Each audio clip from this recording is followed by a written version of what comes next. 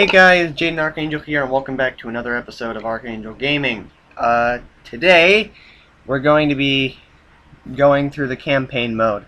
A battery Chad builder, a game developed by my friend Jamie,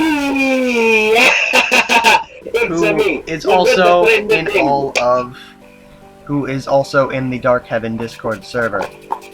Now, pardon me while I give Battery Chad Builder a bit of a boost to its volume. Set it to about 30. So yeah, we'll go into the campaigns, and we'll do Ultimate Campaign. And I am going to be prison because he wanted me to be, so I have no real excuse to say no. I also have a little potty mouth, so I'm gonna have to do my best to keep that restrained. No, not really. It's not like I don't limit people from saying. It's not like I'm not gonna limit you from saying fuck if I'm going to say fuck during the video. Yeah, but I don't like swearing publicly. I don't know, something about it just interesting. So okay, so Bob. Hello, Chad. It's me, Battery Bob, the world's greatest hero. Looks like Sincatro is at it again. Go shock the world. For reference, first of all, Sincatro was a giant sink. Second of all, if you couldn't derive that from the name. This is basically a Mario Maker clone, I guess you could call it that. I don't know. I feel like it has enough of its own mechanics to not make it a clone. But, essentially, at heart, it's a Mario Maker clone, that is based off of an NES game I made a while back called Battery Chad Shock the World, where you play as Chad, and he has a battery for his right arm. And, he makes little shock bubbles out of it. Yep. And he's who I'm playing as right now. The sequel to Battery Chad Builder, Battery Chad Builder 2, top-down tile set, lets you make top-down levels, like RPG-style levels. And the fun thing about that is that me and Jayden were talking about the possibility of me supplying all of you, his wonderful viewers, with an early copy of that game before it even releases, so that you can send him your levels that you made. You can also send him your levels that you made in this game. And I will be placing the download for Battery Chad Builder in the description, along with the link for my Discord server and the link for the Battery Chad Discord server. That's where you can share. That's where you can share a bunch of levels and even get updates on the second game and stuff. Yeah, second game, all that stuff. Well, technically the third game's, technically the fourth game, I guess, if you count top-down turmoil, but no, not really, because this one was the second Battery Chad Builder. Yeah, the second game in the Battery Chad Builder series. So we have been looking forward to this episode for quite some time, haven't we? Yep. This has kind of been in my plans. This has actually been in my plans since starting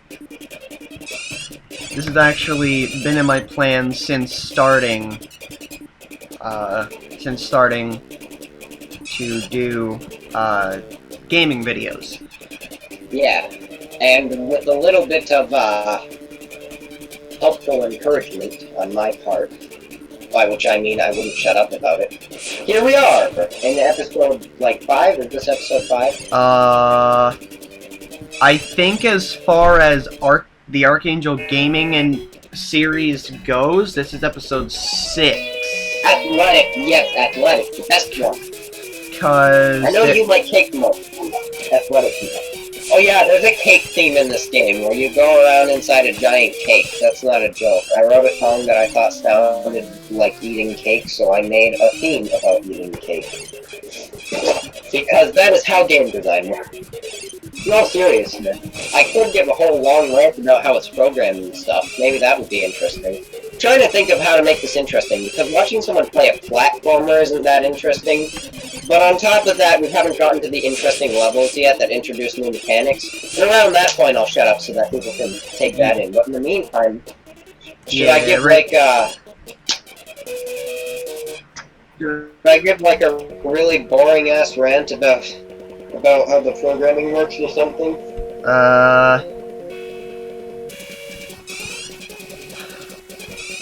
Well, that or we could just... That or we could... You know... That or we could do some sort of regular conversation. So let's hear with you. Well...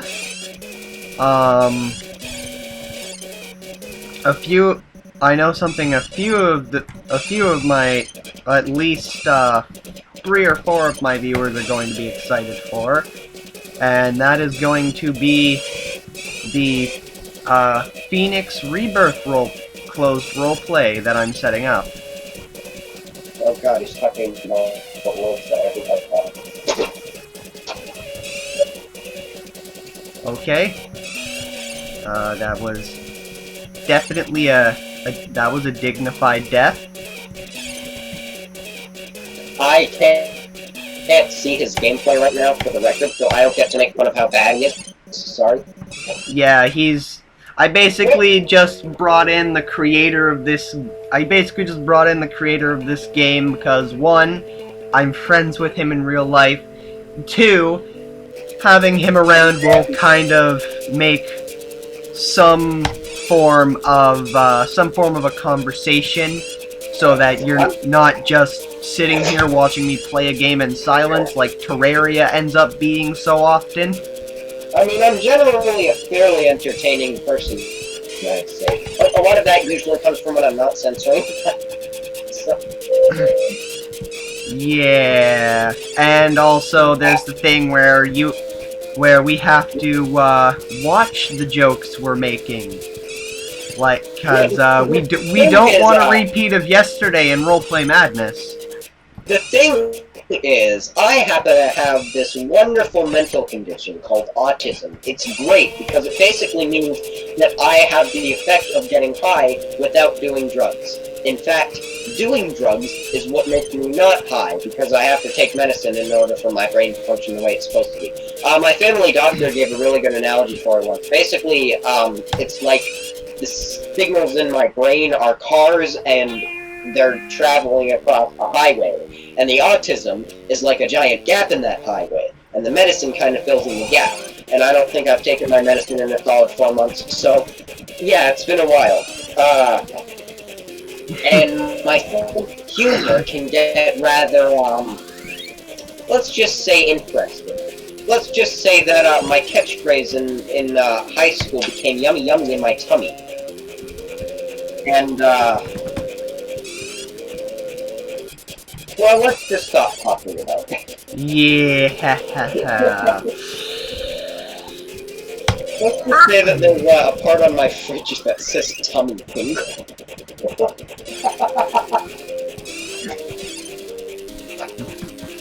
So yeah, right now I'm in the first boss level with Sincatro, and you know, his now actually bearable AI. Yeah, it used to just, okay, so in the first game it had this really cool pattern. In the NES game, basically it would go up and around the edges of the screen, and whenever you shocked it, it would change directions, and it would be invulnerable until it hit a wall, and it would change directions whenever it hit a wall. So it was basically the ultimate platforming boss, because you had to jump up and leave a little projectile for it to hit. It was almost like leaving bombs for someone to walk into, except, you know, you're moving little chalk things that go away after a few seconds from your battery on. Anyway, the thing is, in Battery Chat Builder, since it uses a different engine that is terrible at detecting collision. Scratch. Hey, thanks. You know, there's a reason why I say engine and not scratch. The second people hear scratch, they're kind of turned off. No, it's a very modded version of Scratch, so like it can actually do anything at all. But it's still very limited in what it can do, which is part of the reason why I use it. To be honest, I like working under restrictions. I made an entire programming language in Scratch, so yeah, I know what I'm doing in it. It's not just another friggin' Scratch game, trust me. But yeah, just the thing you use to program it may be a child's toy, but you actually made some pretty awesome things in it. Even if I can't really understand your explanations of how it was made. You're awful at collision detection. Here, let me paint it out for you. Okay, so basically in a normal engine, right, each and every object would have something called a hitbox, and the hitbox is able to detect when the top edge of the character is touching something, or when the side edge is, or when the bottom is. So basically, it can differentiate things like, are you on top of a block, or are you running into a block, or are you bopping a block with the top of your head? So that way it knows, you know, when you're on the ground and when you're walking into a wall, when to let you be on blocks and when not to let you be on blocks, that sort of thing. The thing is, in Scratch, that doesn't really work really as well, because while you can still do that kind of thing for the player, you can't really do it for any of the things that there has to be multiple of. Because the thing about the player is that there's only one player, right? So you only need one player, you only need one thing to detect the player's shoes, and then one thing to detect his side, and one thing to detect his head. But the thing about that, the problem with that is that then with things that there need to be multiple of, like for example enemies, I have to use clones. And basically in Scratch, clones means, you know, there can be a bunch of something at once and you'll just create a copy of it. But the problem with that is that you can't detect specific things for specific clones. And, you know, unlike with the player, what happens with the player to detect collision is basically you have a script that says, this is the player's shoe. Constantly follow the player around. If I am ever touching blocks, then say that the player is on the ground. And then have another thing that says, I will follow the player around forever and I am the player's side. And if I touch blocks, that means the player is walking into a wall. That sort of thing. But you can't have that for clones. So for clones, you have to do something dreadful in programming called color collision. And color collision is absolutely horrible, and it never works. Because the problem with that is that, you know, you can't just have it say, well, when I'm touching blocks, when I'm in a collision, because in a platformer, that can also apply to just being on top of the surface. Now, in the top-down game, this isn't an issue, because in the top-down game, you don't have to account for gravity, therefore you actually can just detect for touching blocks. So in the top-down game, enemy collision is completely reliable 100% of the time. However, in this game, it's kind of a 50-50 game of whether enemies will walk through blocks or not. Which is obviously a problem, but there's not much I can do about it, so, you know, very least I guess I'll do is just rant about it on Jayden's YouTube video. Anyways, basically,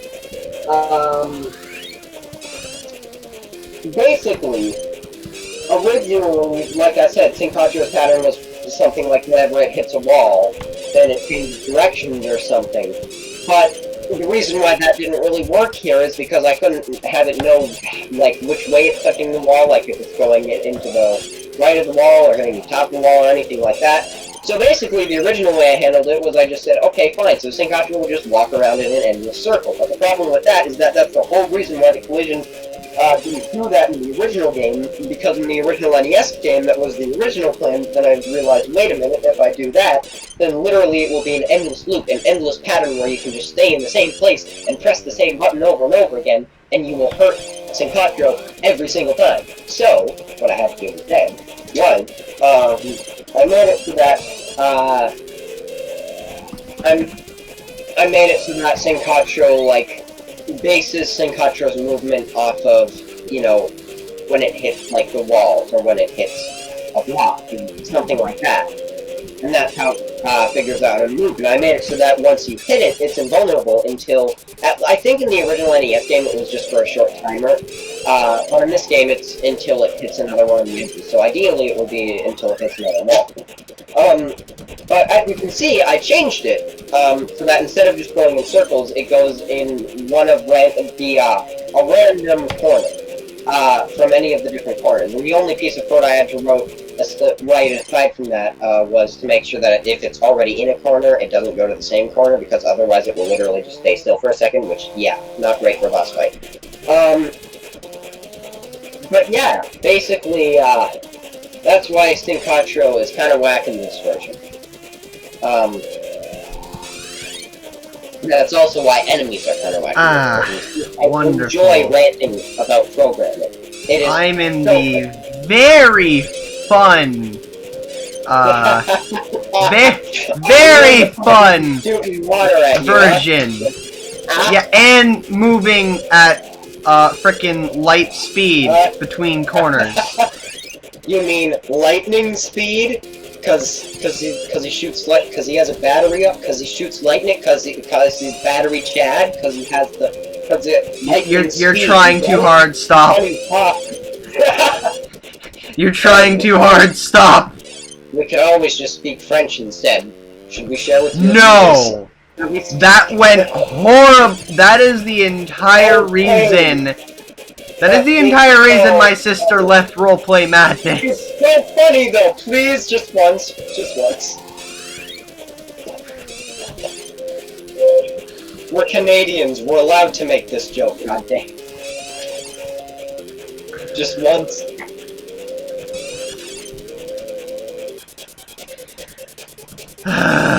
Fine. Hold on, bigot, come on, bigot, come on, bigot, come on. Now you go.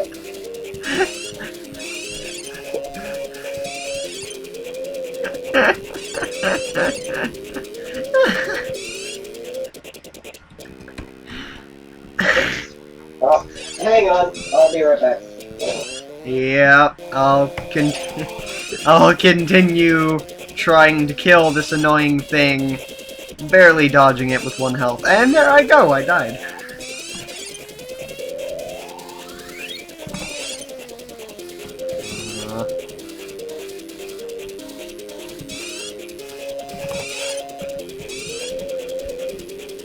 Just die already! And I died.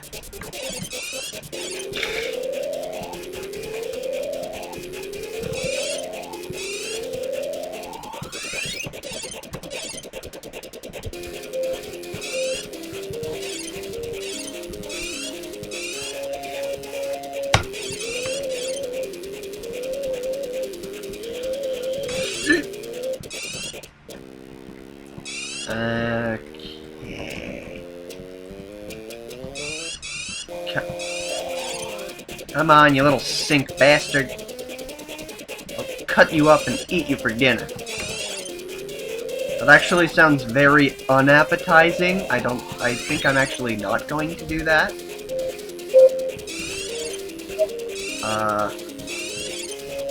But I'm still going to destroy you. No matter how many times I die and end up back in that little corner. Yes! Yes! Victory is mine! That was a bit demonic. Oh hey, we're getting into the new mechanics! We're getting into the super awesome new mechanics. Sweet. Okay, so now we're gonna wait for this guy to attack. Thank you. Freedom is mine. So, which level are you on right now? Are you still in the second campaign mode? I just got into the hot and cold stuff. Ah, yes. So now we're in the parts that are kind of sort of borrowed from Mario. But, yes. That's fine. Witness. You know what? Mario doesn't own every concept in platforming. Okay, but in fairness, I did kind of steal that from Mario. But some of the later mechanics are actually really unique. I think that those will be really interesting to delve into. Especially the bosses. The bosses in this game are cool. Because unlike in Mario Maker, where literally each of them only have one difficulty, and it's the exact same thing, just bop them on the head 3 times and congratulations, you win. Each and every one of the 6 bosses in this game not only have their own mechanics as to how they work, that are completely unique from each other, but they also have 3 difficulties each. So there's an easy mode, there's a normal mode, and then there's a hard mode. And basically, you can change it by clicking it in the editor, so it's kind of like shaking things in the first Mario Maker. And their difficulty will change depending on what they're set to. Oh, we're in Colin's religion now. Yes, Colin, sorry, Jayden. Please tell me that doesn't mean we have to restart the entire video.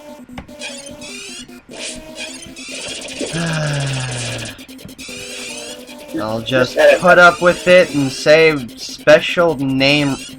I'll just put up with it and we'll say it's a special name reveal episode. Oh, cool, okay. You know what, that's pretty good actually, because I don't know how much longer I can take of calling you by a name that I genuinely don't think of you as. So, whatever, name reveal episode. Does that mean I don't have to call you Jayden anymore? Can I just call you Colin? Because honestly, it's really... As far as this video, yes. Okay, cool, cool, cool, cool, cool. I'll... I'm very happy about that, I'm not going to lie, because, it's really weird calling one of your close personal friends by something that's not their name. Because after a while, you know, it really just does become second nature to say their actual name. Yeah, point made. What were we talking about? Were we talking about, bosses? Yeah, you were talking about the unique difficulties with bosses. Yeah, so for example, there's, oh wait, no, I was talking about how in every single level that you made for this game, you made it the frickin' cake theme. You goddamn obsess over the cake theme, and I don't know why. Why is the cake theme your, like, by far your favorite thing of anything I've ever done? Because I like cake and Pop-Tart shooters. Oh, hang on, I'll be right back. I gotta set a time. Aight.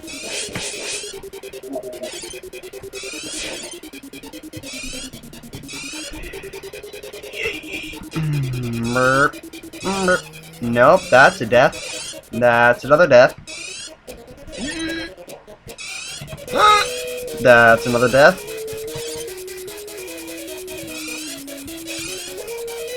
Hey, you want a fun drinking game?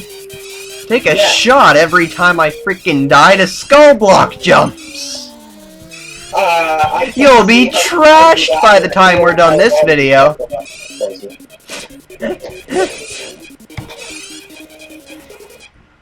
Oh man, so this is pretty fun, huh? Just listening to you die. Ouch! Explaining how programming.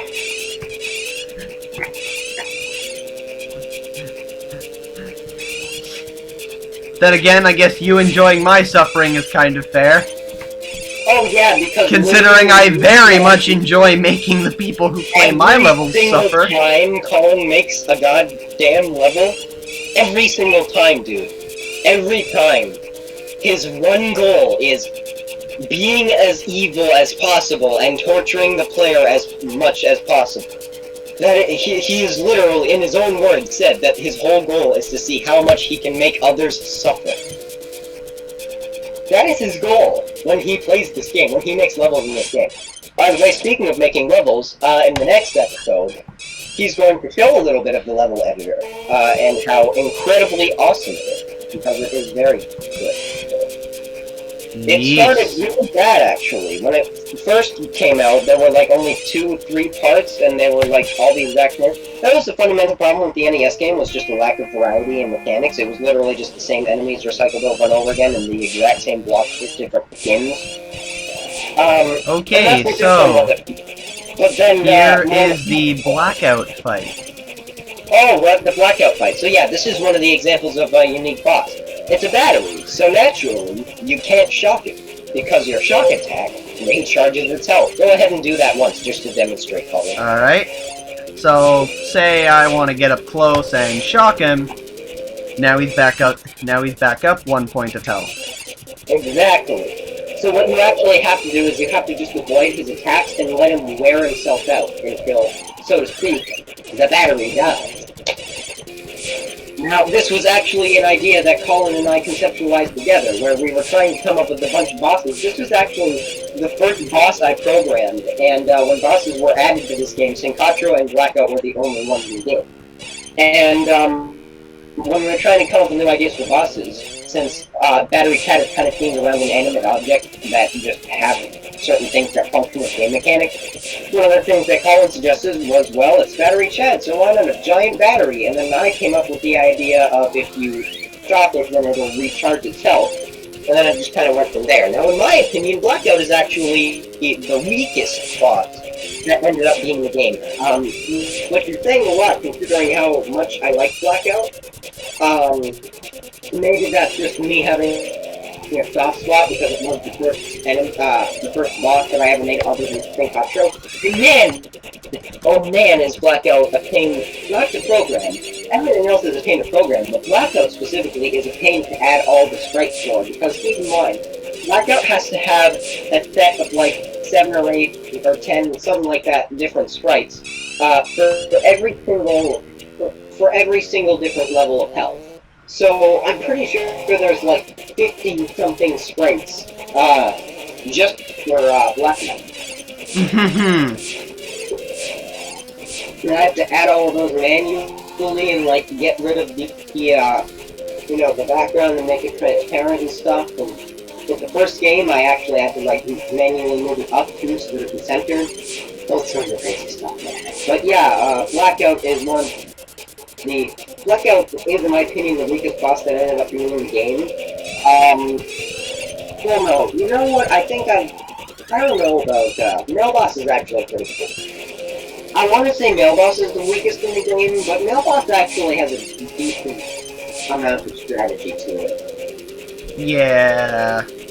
Especially on the higher levels especially on his higher difficulty levels, he's really a giant pain. I think the real reason why I want to say Blackout is the weakest is just because you don't really have to strategize. Like, as long as you're okay with dying, you can literally just sit there and do nothing, and Blackout would eventually die. And that's, I think, the fundamental problem. But for somebody like me who actually wants to, try and not die... And that's good. Trying not to die is always a good thing, whether it's something you're doing more real life.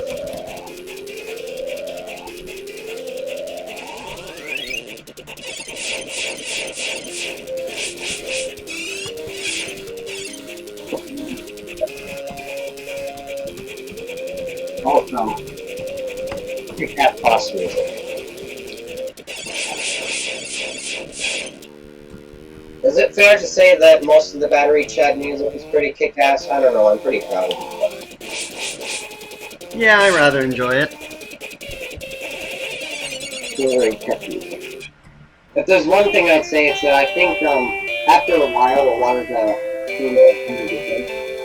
Okay, so once you're done this campaign mode, then you'll be done the first 3. There's a total of 9, and then there's a special level at the end that Colin is very fond of. Yes. Very fond of. It totally didn't have it totally doesn't have the same effect on me that lag did in the first episode of Minecraft. No, I haven't watched your other episodes. Is there some juicy Colin rant? I went on a shit rant about lag. Like, I went on 2 shit rants in the first Minecraft episode. I went on a shit rant about how stupid zombies are, coming to try and kill me in the middle of the day. And I went on a shit rant about just how happy and good inside lag makes me feel. Yeah, I feel like I started the horrible meme of Colin saying that he feels really nice and happy whenever he's really pissed off. Yeah. I introduced him to Carl Sagan's videos. I think that might have had to do with it, because Carl Sagan 432, for those who don't watch him, what are you doing watching this? Go watch him. He's an incredible streamer. He makes Mario Maker videos, and he wants to make these horrible levels where he documents the reactions of all of his victims, I mean players, and talks about how just a happy, fun little level. Just simple, fun platforming. Everyone loves it. Look how fun a time everyone is having. And I picked up on this speaking habit, and decided to maybe taunt Colin a little bit when he was playing the last level of the campaign. And now I have the habit of just saying something makes me feel very happy and warm inside, when in reality, I'm really pissed off. Well, the funny thing about that is that, you know, the last level in the campaign mode was specifically designed to be challenging and fun for players who beat the entire rest of the thing, because by now, surely they want something a little more challenging, so I tried to make something a little more challenging. And I do very much agree with the philosophy that the harder a challenge is to overcome, the more satisfying it will be once you finally get there, and once you finally defeat it. Like, that feeling is so damn good, dude. Even when it's a stupid game like Mario Maker 3DS and its stupid Super Mario Challenge stupid mode. What frickin' guy came up with the genius idea that a game called Super Mario Maker, a game that is entirely centered around making levels, is meant for people who want to play challenging levels. That's not what they... Like, the problem I have with it is just that they tie unlocking the items in the game to playing challenge mode, right? What if you don't freaking want to play the challenge mode because you're freaking terrible at Mario like I am? You can't stand lives and game overs and all that stupid crap. Anyways, so what I was saying before I went into a giant rant about Mario Maker 3DS and also Carl Sagan 42 was that the first three campaign modes were actually the first campaign modes to come out. When campaign modes were actually, not when they were announced, but when they were released, these were the normal three campaign modes, and after a while I just released more and more DLC. Ooh, of course, it's nice like that. And the thing is, more campaign modes were added as more mechanics were added, whereas these campaign modes were just kind of thrown up there as soon as I added the hot and cold blocks and stuff. So basically, the first three campaign modes they're not boring per se, but they don't really introduce anything new as you go along, is the thing. Or at least not nearly to the degree that the other ones do. So once we get into some of the newer campaign modes, you'll get to getting into some of the mechanics of the game that are, you know, a lot more surprising and stuff. Wait until you get to the third level, because I remember that one was, like, one of the better levels, one of the more challenging ones. In my opinion, I think. Not like your bird level, because your bird level sucked. Nah, my bird level was torturous to anyone who decided to play it. Give you the bird. And boy, did I have fun. Yeah, like the fun, happy feelings that I get inside when I play that level.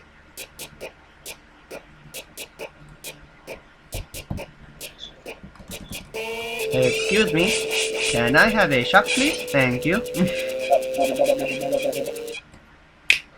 I win. Ah, wonderful. Another. So now you're fighting Sincatro again, another right? fun, happy Sincatro level.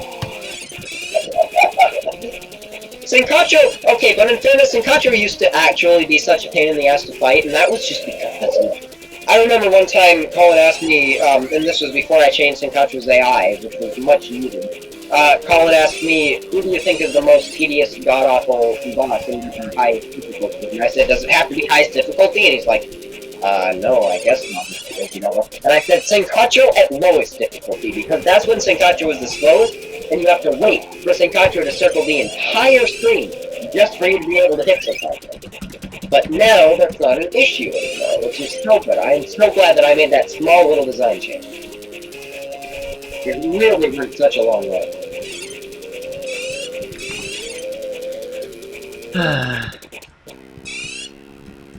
Well, at least in this one, I'm able to hit him no matter which area he's cycling to move. Official disclaimer, Sinkatra was not a him or a her. Sinkatra was a sink, so Sinkatra does not have a gender, because sinks do not have genders. I refuse to gender a sink. I'm still going to be referring to it as him, just because I don't feel comfortable referring to an enemy as it. Well, I don't really feel uncomfortable with it because I refer to my sink as it all the time, and Sinkatra is literally just a sink with eyes and crab lip. Everybody gangsta until sink crab.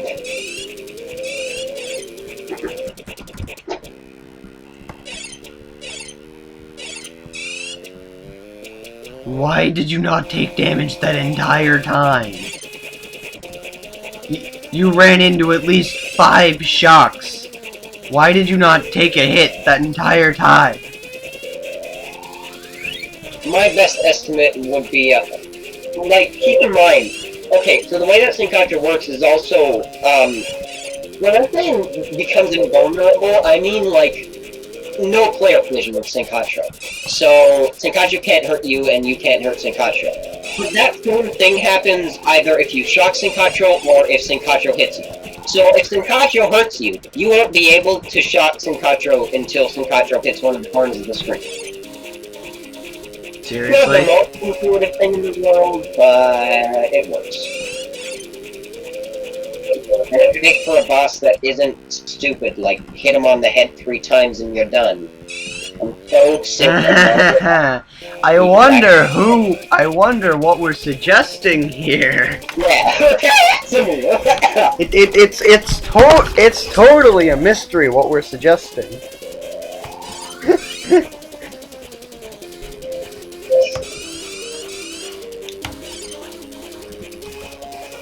Perish! Oh god.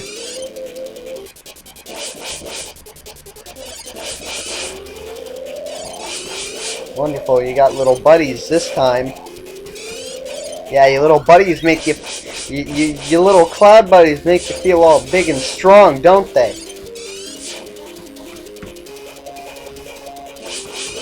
Oh, what's the matter? I thought you were supposed to be feeling big and strong. Don't be a coward.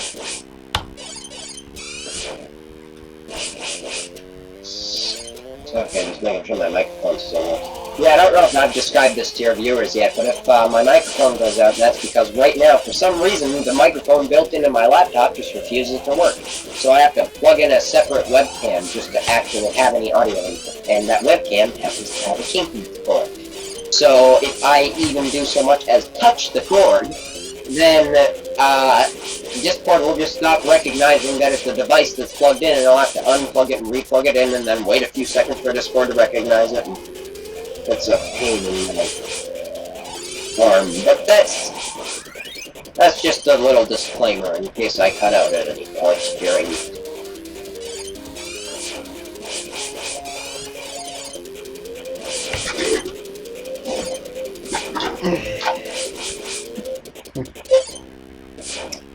Yeah, so the cool thing about this is that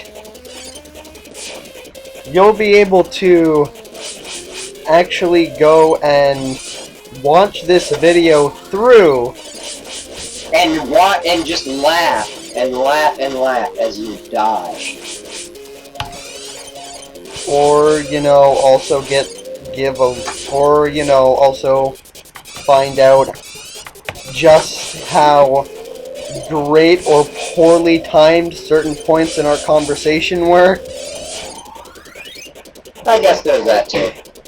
So you're fighting Sinkatra right now, correct? Yes. If I remember correctly, the next boss is Male Boss, or is it just One Doom? I think this One Doom was added before Male Boss though. Yeah, this One Doom totally was. This One Doom is the best boss in the game. Not mechanics-wise, but everything else-wise. The name, the design. Oh, I remember you. I remember you had a field day with that one. After adding him, you spent well over a week. Every time we were in a call, you spent well over a week. Just saying, Glundu! Yep. It is a very fun name to say, and once you realize why he's called this Glundu, it's so much funnier. It's so much more enjoyable. The only boss I like more than after this, I might temporarily pause the recording because I'm getting a bit hungry. Okay.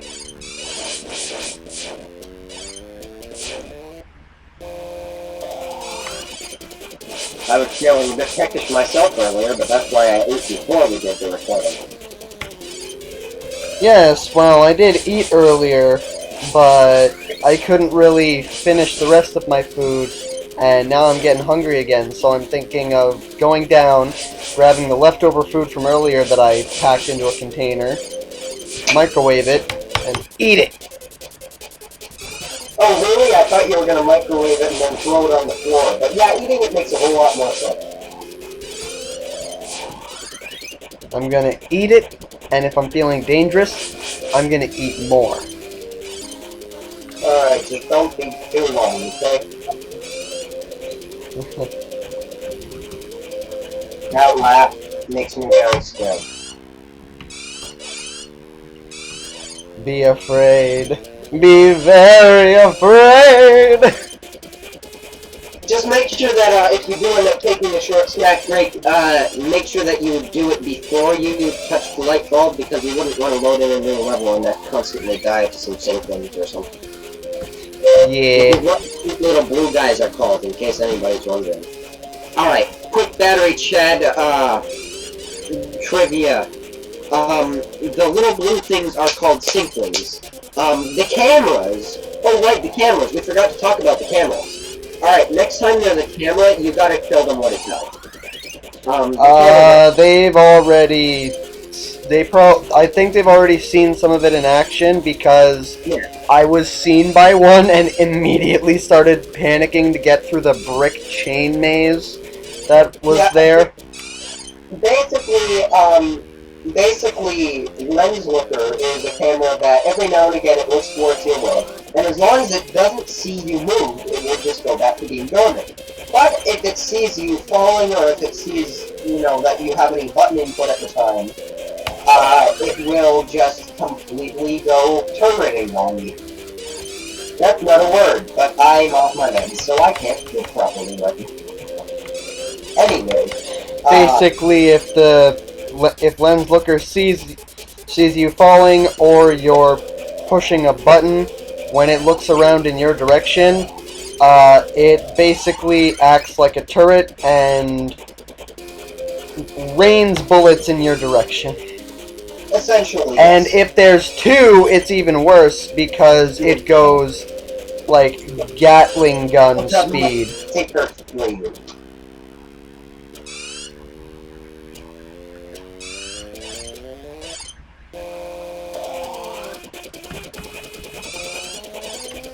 Hello, I would like you to die, please. How about the no? How about a yes? How about the no? How about a yes? How about the no? How about a yes, my brother? It's me, it's Encatro. I'm having the time of my life. Can't wait for you to defeat me, and then after that the delicious light bulb. And now we're going to put up a challenge. You think the light bulb is delicious? Why do you go from Russian accent to Italian accent? I don't know, okay? But yeah, I'm done. I'm done with Sincatro, so I'm going to pause, go get food, then come back. Is that? Hey kids, we're back. Alright, let's get to the next level. Oh, we're getting into battery boxes and arrow blocks now. Yay! Oh, hell yeah! Wait, this is what is called, like, King of Keys. Yeah, King of Keys. Yeah, this is King of Keys. Okay.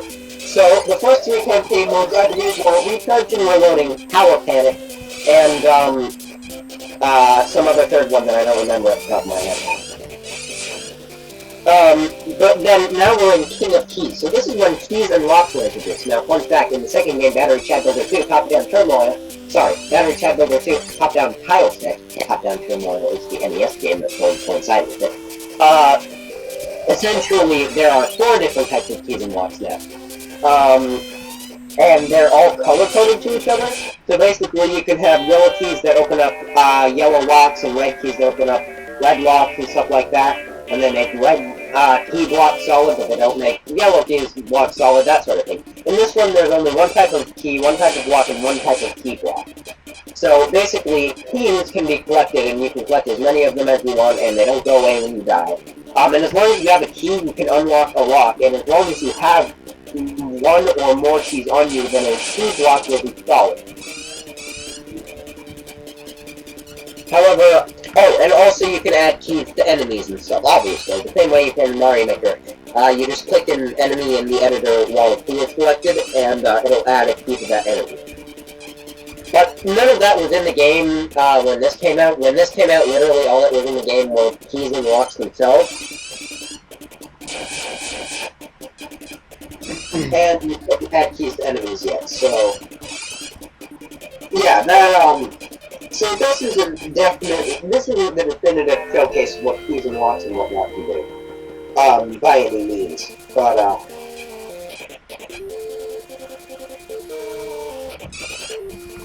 this also... No, this wasn't when blue balls were introduced. So blue balls are basically 3 coins in Mario Maker, except there can be as many of them as you want, instead of just 5. And once you get all of them, you get a key, basically. Alright, done the bonus level and into the next, into the level that is supposed to act as an auto level. So you know what, for once, I'm going to let the auto play. Dude, it's a quick time event level, so you have to press things. It's not an auto level, but it'll tell you when to press a certain thing, basically.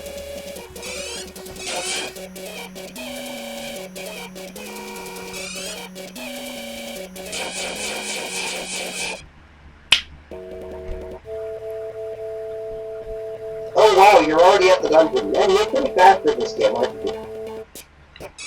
Yep. Maybe you could become a speedrunner, Battery Chat Builder, since that other frickin' guy will only do it for the NES game. Believe it or not, Battery Chat does in fact have a speedrunning community. And all one of the members in it have only ever speedrun the NES game, not the Builder game. Even though the Builder literally has a campaign mode. Literally has what? I said even though the Builder literally has a campaign mode. Yeah.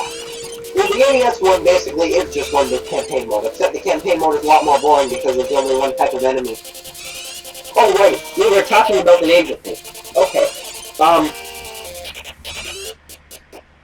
So, the little light bulbs are called Wattbot. The toasters that shoot bread, or in the between Pop-Tarts, are called Wheat Walkers. The cute little blue things are Thinklings. The little snake hose things are called Hose Nose. The cameras are called Lens Lookers. The clouds that shoot lightning at you are called Storm Fluff. The sink is called Sinkacho, we've established that. And I'll save all the rest of the bosses for when you fight them. You're a Disc Von Doom! Are we at Disc Von Doom? Yes. Okay. Disc Von Doom has... Take a good look at Disc Von Doom, and you'll realize he is a DVD player. Disc Von Doom has the initials DVD. So that's the first Easter egg. The second Easter egg is that if you look at his eyes and his eyebrows, it makes up the DVD logo. Like his eyes are the D's, and his eyebrows are the B's. And he shoots discs at you. And he walks on a disc tray. Like, Disc Von Doom is just the coolest thing to ever exist ever. How can you not love Disc Von Doom? Only someone without a soul couldn't love Disc Von Doom.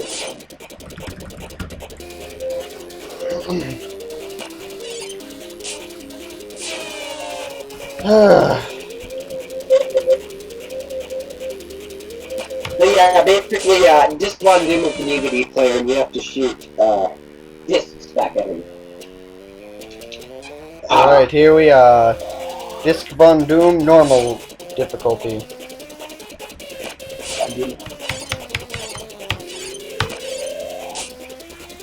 Right now, I'm playing with my Disc Von Doom construction brand picture. So, you know, for legal reasons, I have to say construction brand, which will soon be available.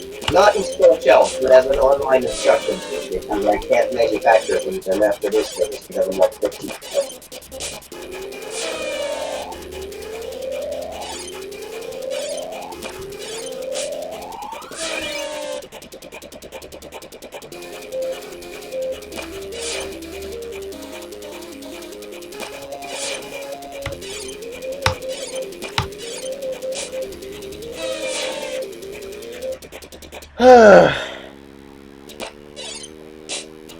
Are you ready to perish yet?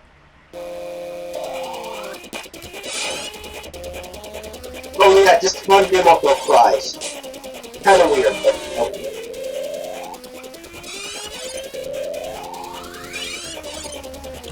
Okay, yeah, you know what? I'm gonna...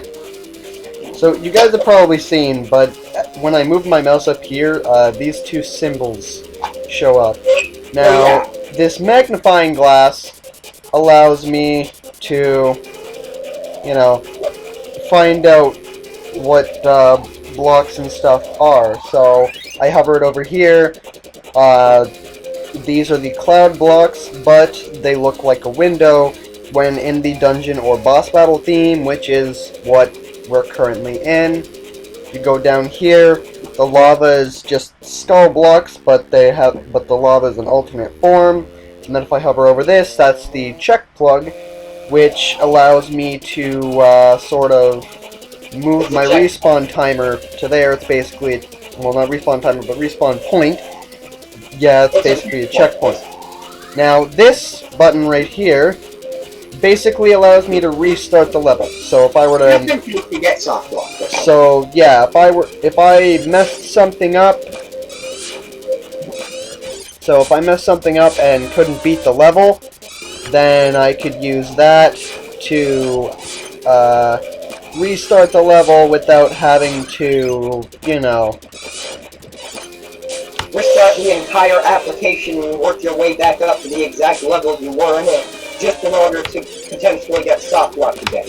Exactly. For the longest time, neither of those were in the game either, but that was a nice later addition that just made the game a lot better.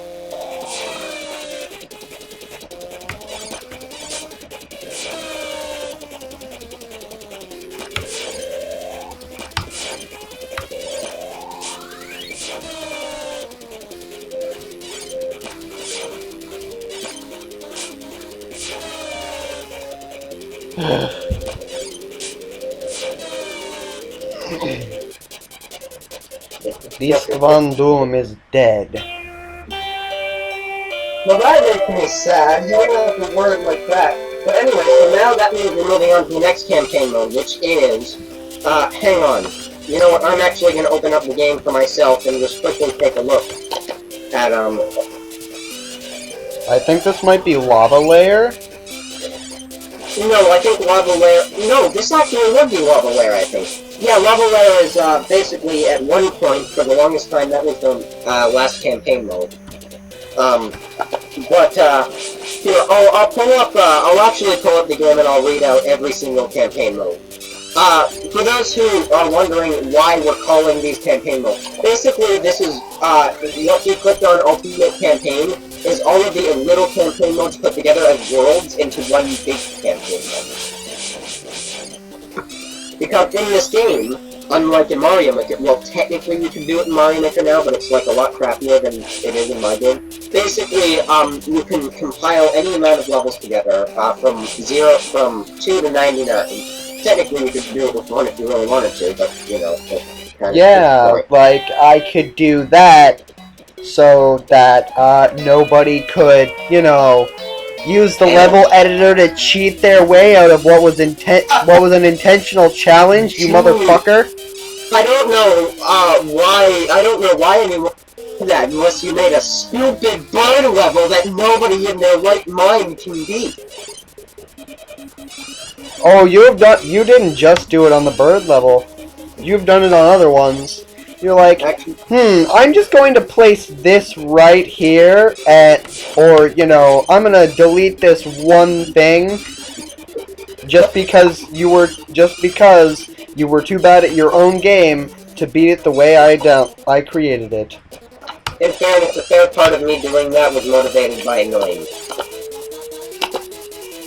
Okay, so there was Recharge and Reloading, Power Panic, Plugged and Powered, King of Keys, and right now you're in Lavaware. The next one is Goodbye Gravity, which is by far probably one of the coolest ones, because that introduces gravity switches, and oh my, wait until you viewers get to see what gravity switches do. It's one of the things in this game that I'm still genuinely baffled I was able to come up with before Mario was.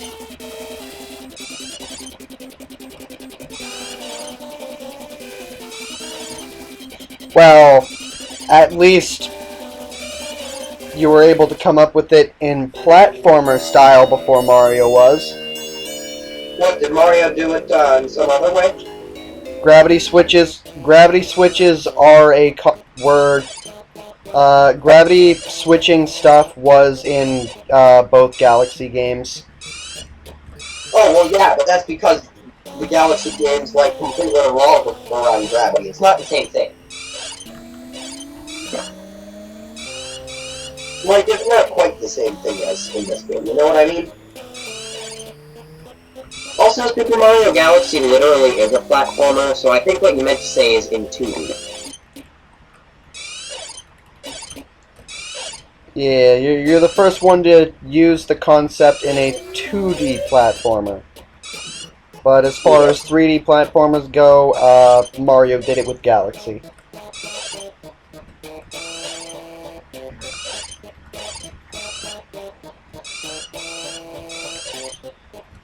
Okay.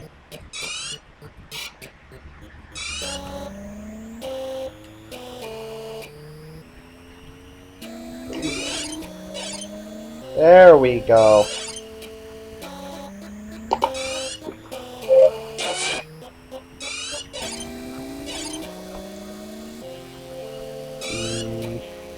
So basically, what would happen with the campaign modes for the longest time is basically I would have a new update where I just add like a crap ton of new stuff, and then I'd be like, and on the way are 2 new campaign modes to show off these new features.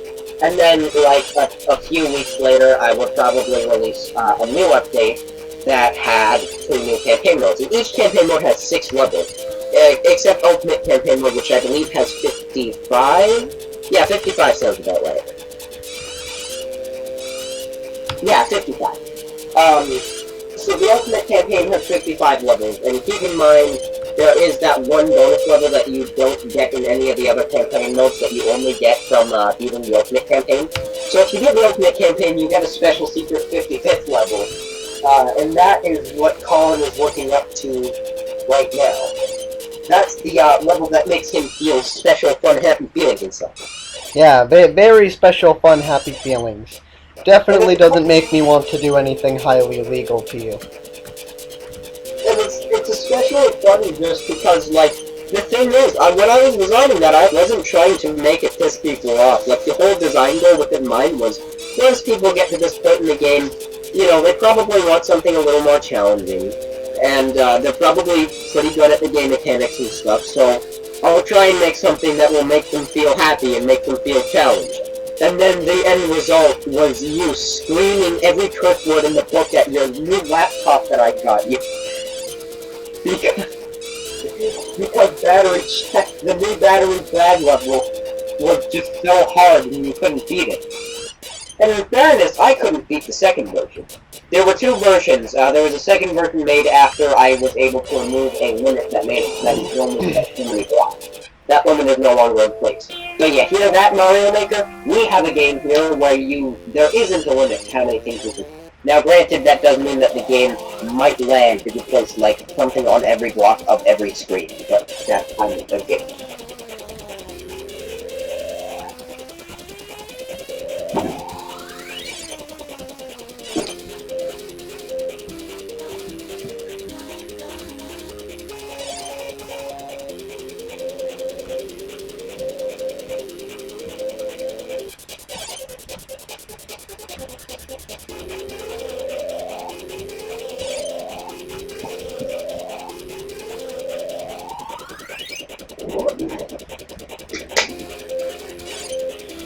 So who are you fighting against right now? Syncatro again? Currently it's another Syncatro fight. Okay.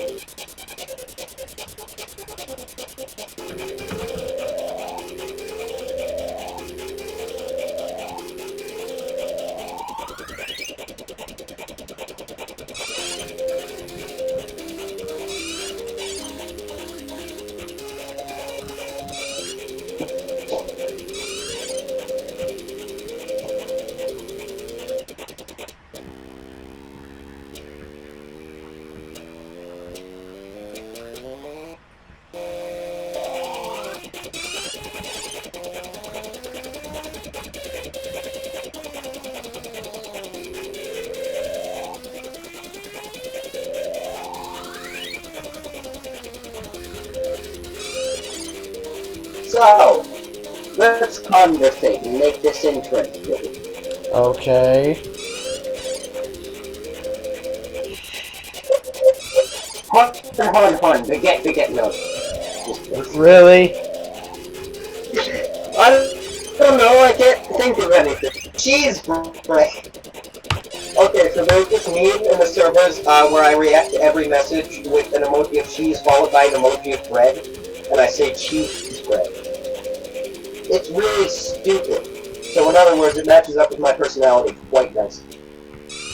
And the whole thing is that cheese bread thing literally branched off the French joke that literally caused my sister to leave the roleplay server, therefore making it so I either have to completely restart or delete a roleplay. Cause my sister was literally one of like two of the most important characters. So I literally have to either restart the entire timeline or delete the entire roleplay. In fairness, your sister also literally left because of cheese bread.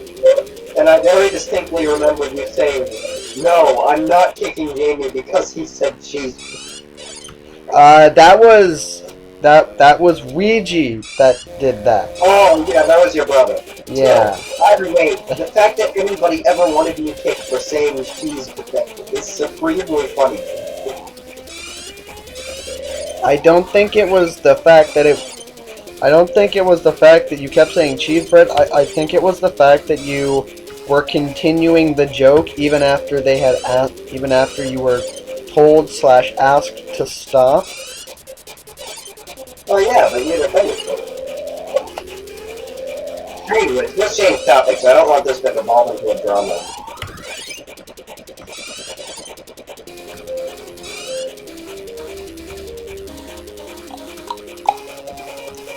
Bleh.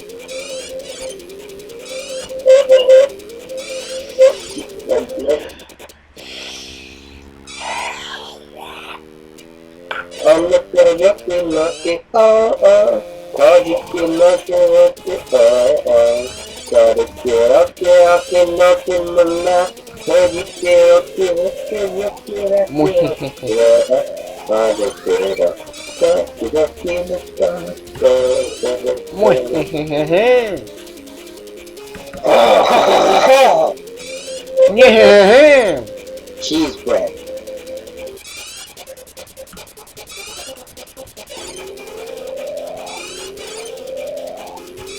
Yeah, it is I, the great Papyrus. Oh, and the Undertale jokes start, which means that's where I leave. Goodbye. It was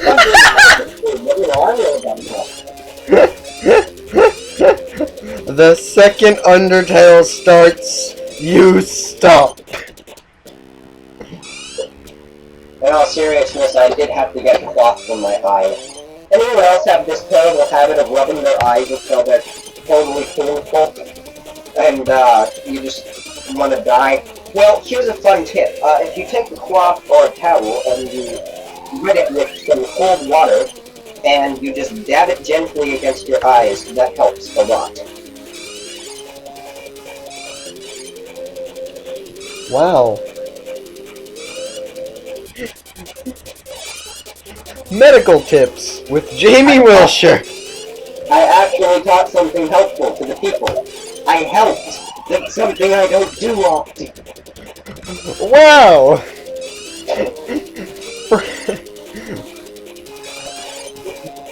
For once, you're not doing something stupid while wearing a shit-eating grin. Oh, the people who know me in real life will know that feeling all too well. Even right now in real life, I have that exact grin and those exact gestures, you know, I do with my arms. You know the one. Oh no.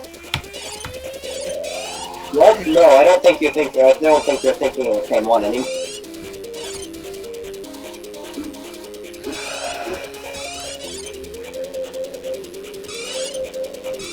I'm pretty sure I remember your tummy gesture correctly. No, that's not the one, and we will stop.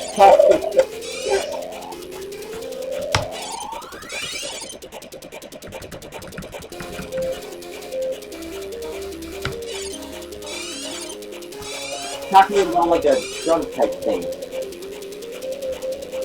For those who are extremely confused right now, he means when I lift up my shirt and rub my stomach while saying yummy yummy in my tummy and looking at people intimidatingly.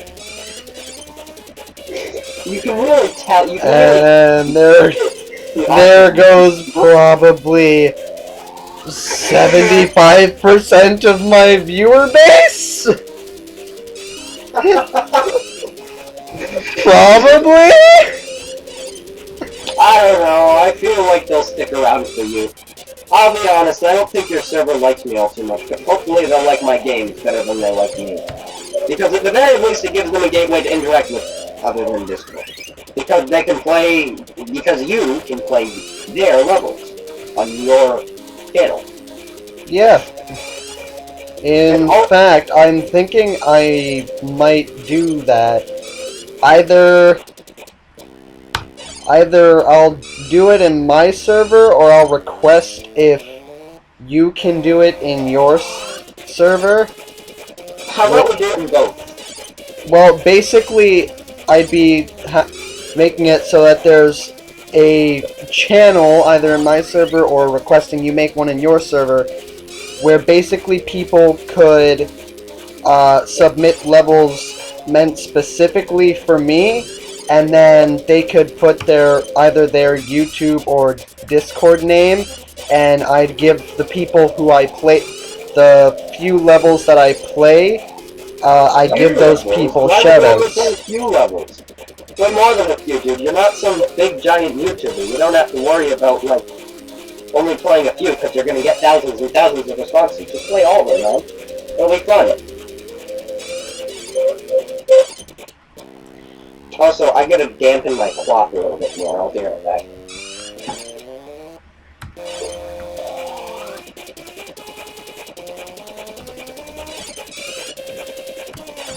Oh look, I died. What a surprising development. Oh, really? You died? What a surprising development my death is. Is this thing hot show still? Yep, on hard mode.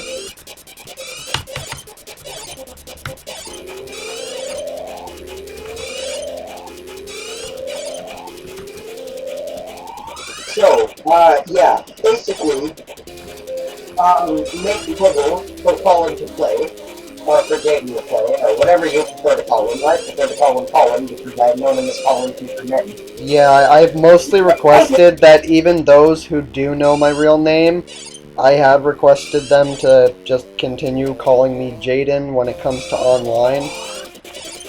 Should we not tell the story of how we met? Or not how we met, but how we became friends.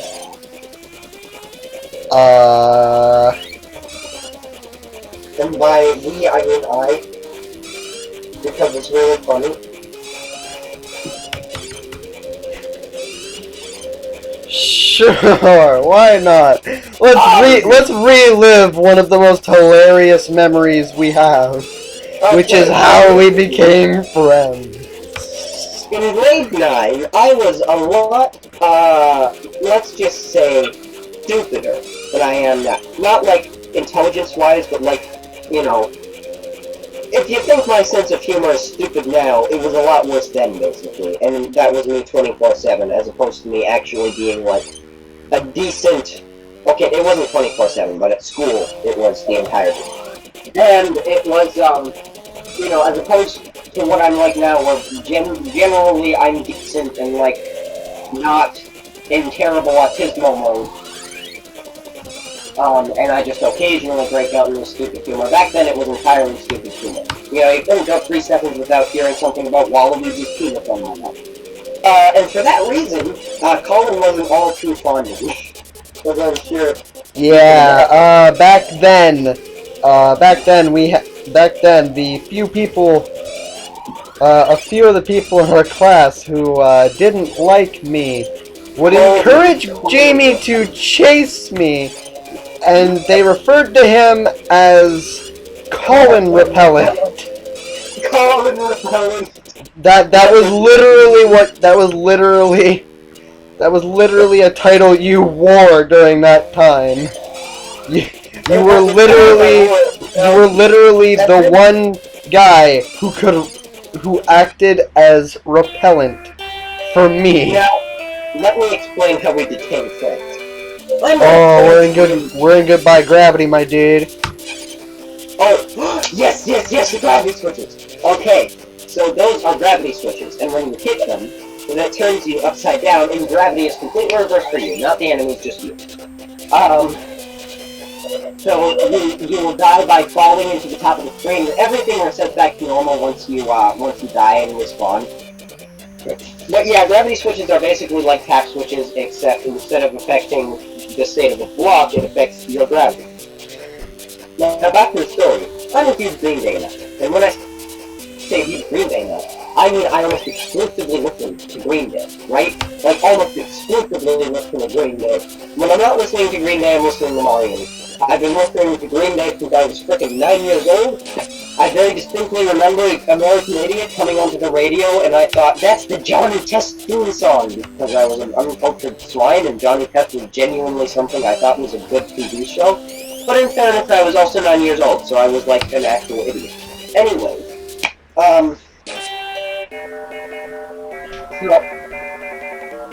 that's a little loud, you think? Yeah, I've been perfectly fine up until now.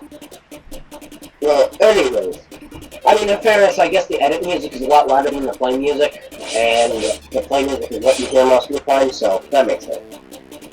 But basically, I listen to a lot of Green Day. It's almost the only music that I actually listen to. I have heard every single song they've made. I have every single album that they've ever made. And so, when at school, our high school plays, as I'm sure many high schools do, plays music on the PA system, during, like, breaks and stuff like that. So one day, American Idiot came on.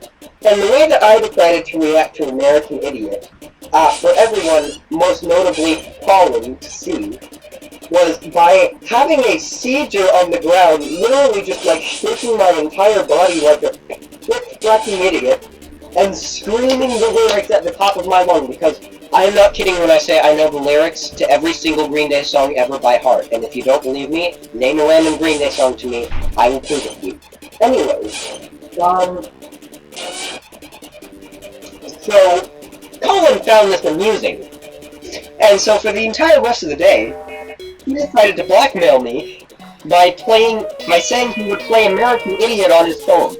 And every single time he did, I did the exact same thing of getting on the floor and spazzing out and screaming the lyrics. This entire time, mind you, my poor frickin' Comtech teacher, because that was the class me and Colin had together, was Comtech.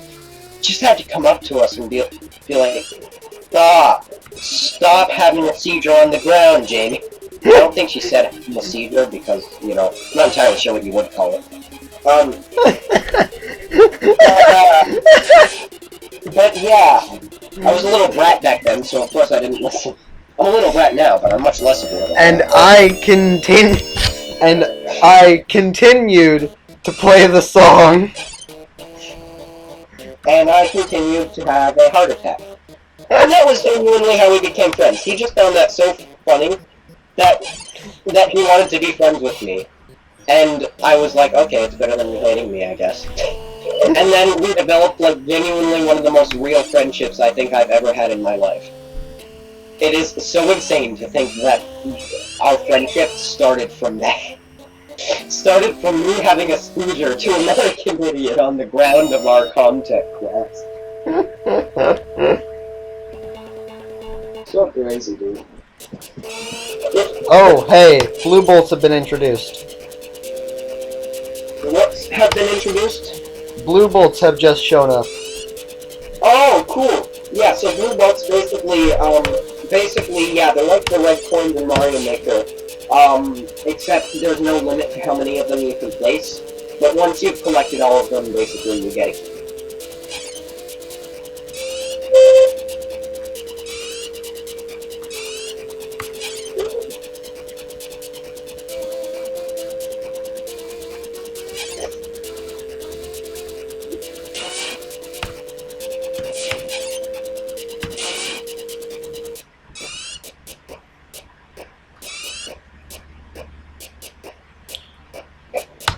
Oh god, I remember this one. I remember this was a bit difficult. There we go. First try. Hell yeah! Good job, my dude. Oh, and Mail Boss. So yes, this blockhead is Mail Boss. You'll notice that it looks a lot like those mailboxes in the levels, in case you're wondering, mailboxes are those things with the chain reactions that give you health power-ups. Basically, it's a giant version of that, except it's an enemy and it's alive and you have to kill it. Yes, and just like the actual mailbox blocks, Mailboss only takes damage from you jumping below him. You gotta hit him with your head. Yep. And fun fact is that, he also shoots, a projectile at you that looks like those little battery recharges that mailboxes give you.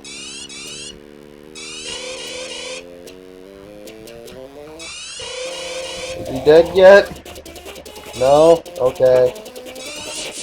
Come here. There we go. Are you dead? Yay, he's dead. You know what would have been cool is if it damaged you every time you hit him, but the projectiles he shot at you were actual health pickup. That would have been cool. I kind of wish I did that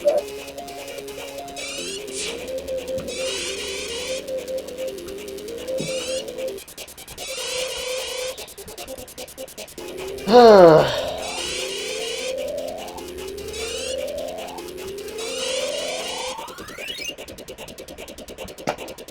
But, yeah, so, this is pretty cool. In this video, I don't know if Colin has mentioned yet, but he plans to do a double upload today. In this video, he's doing the campaign mode, and then in the next video, he's going to show a little bit about how you use the editor to make levels. Yeah, so then, when it's set up, you guys can actually, you guys can download the game, because that'll be in the description of both this video and the next video. And when I upload the next video, you guys will actually see me building some actual levels, and that'll hopefully give you some ideas and knowledge of how you can build levels for me to play. Yeah, and I will be joining you for that video as well, so that I can also give some tips and tricks on how the editor works. For example, if you click battery box 3 times, his super slipshot feature will activate. Just kidding, that's not a real thing. Yeah. You tried getting me with that, but you failed dramatically because I didn't believe you. In fairness, I've given you much reason over the years to not believe me with these sorts of things.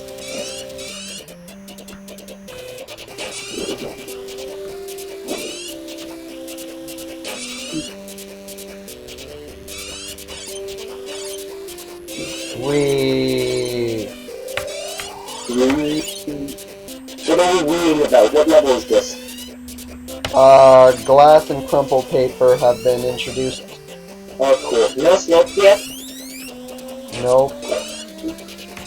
Oh yeah, as I mentioned, this game has slopes, so automatically at least we're a step above Mario Maker 1. Maybe not in quality, but like in having slopes. In the category of having slopes, Battery Chad Builder wins and Mario Maker 1 loses. So, you know, that's a bonus. We are in the level of my religion.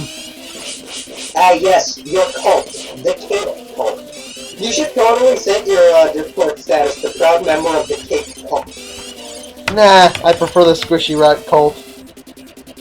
Okay.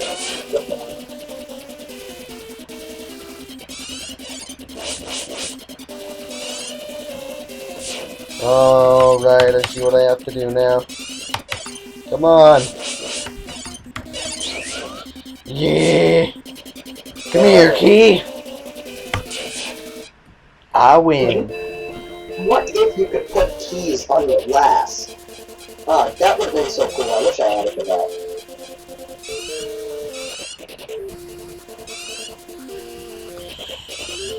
Thank you.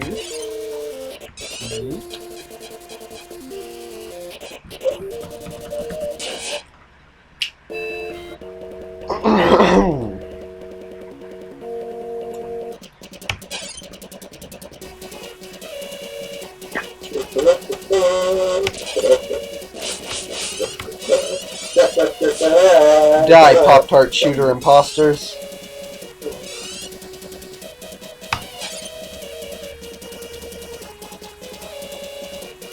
Come on. Turn, you. Yes. Look at me. Look at me. I am not moving. Of course I die.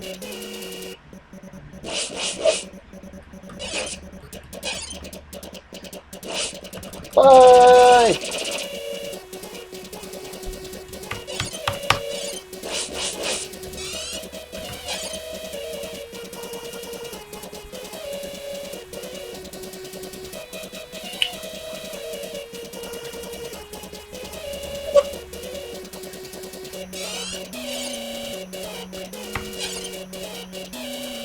No. No! Well, I died.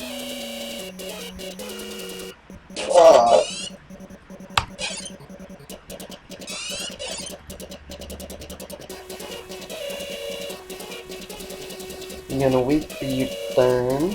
Turn, please. Thank you. I'm out of here. I'll yoink that key.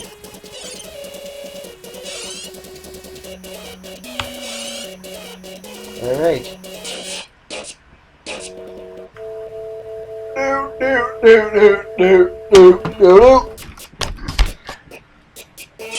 Alright. Remember, this is the level where you have to get a full score, I believe. So make sure you break every glass and defeat every enemy.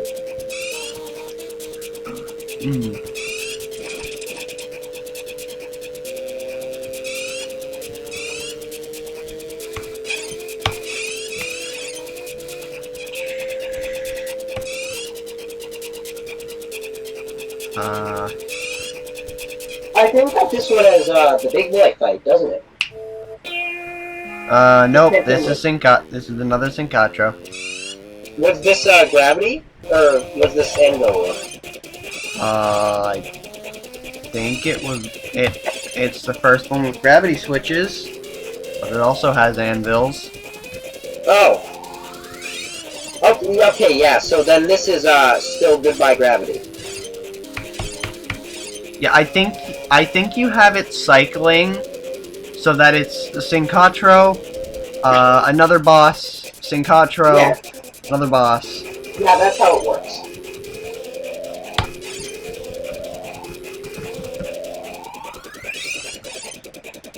I did make one small exception to that rule, specifically in one of the dungeon levels I have. I snuck in a Dress Guard boss at the end of it, which basically means you have to fight 2 bosses back to back. But yeah.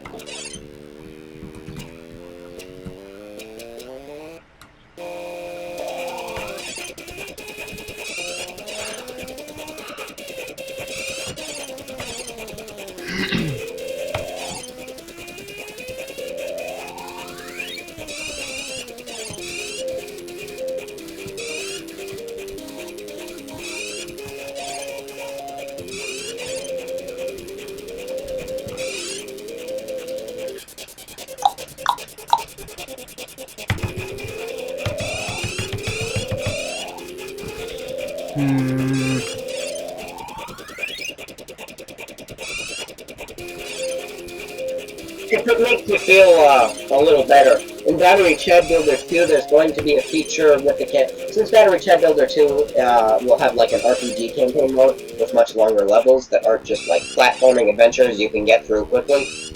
So in Battery Chad Builder 2, there will be like an autosave type thing where if for whatever reason you have to close the game while you're in the middle of the campaign mode, then when you reopen the game, you'll be able to start the campaign mode either from the beginning or from the level you last left off at.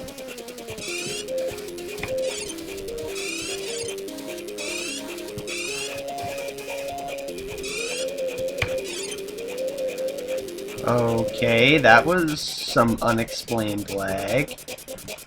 What? Oh, is the game lagging? I got like my entire computer lagged out for a little bit. Ah, no, done. It might be something to do. It might be something to do with Discord. Not exactly the call, but something going on in my Discord servers, or one of the ones that I'm in. Yeah.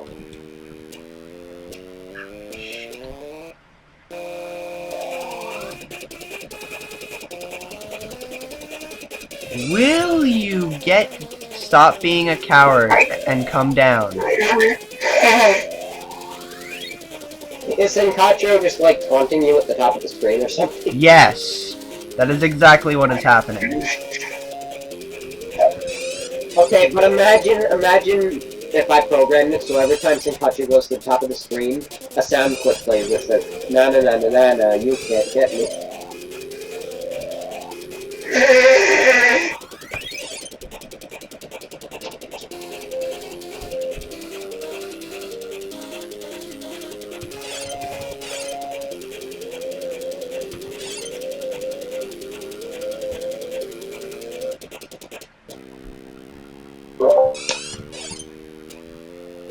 The heck?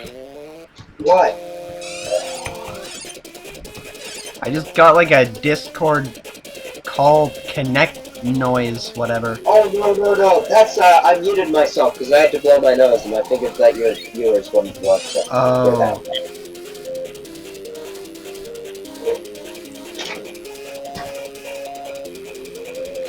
Speaking of which, I have to do that again.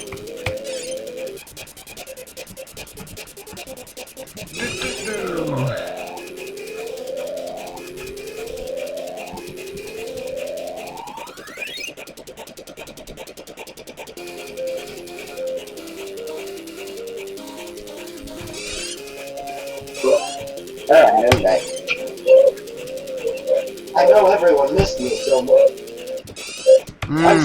Yes, totally. I'm such a happy, fun presence to have around.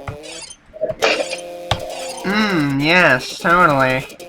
And I make such happy, fun finishing levels to campaign modes. Yes! Totally! That is totally the truth. All these campaign levels make me feel really fun and happy inside. And I make all of your server members feel really happy and fun inside. Yes, totally. You just... That's definitely why my sister left the roleplay server. She was feeling much too fun and happy inside.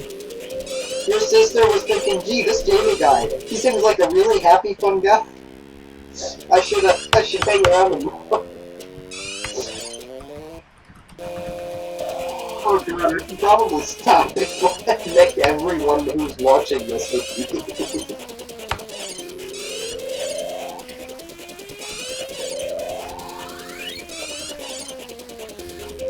You'd have done a pretty good job. You'd have done a pretty good job if the prank video didn't get corrupted. The what video? Remember the video that was going to start our prank war? Oh, you mean our troll war? Yeah, the troll war. But it got corrupted. So... Yeah, that was such an incredible video, though. I wish we were able to establish that. Yeah. Basically, me and Colin made troll levels to piss each other off. Well, which I mean, at first he made a bird level that wasn't really intended to piss anyone off, but it did. It pissed me off, because it was the most happy, fun level I have ever played in my goddamn life, except for that stupid beetle level in Super Mario Maker 3DS, the one that can suck a giant Waluigi. Anyways, so in response to that, I made an entire troll level with an anti-soft block and everything, in my own game. And I challenged him to make a troll level that I would hate more. And he did, but with a minimal effort thing, so I then waited for his actual troll level, which I'm trying to remember if he ever made it after.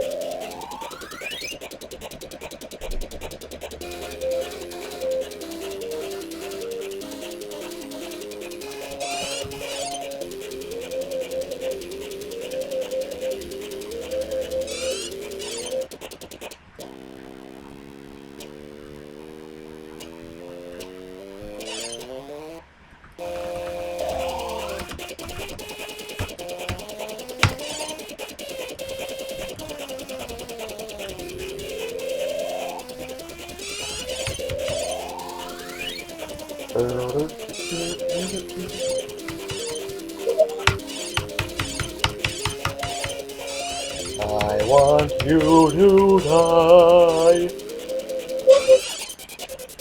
Ah.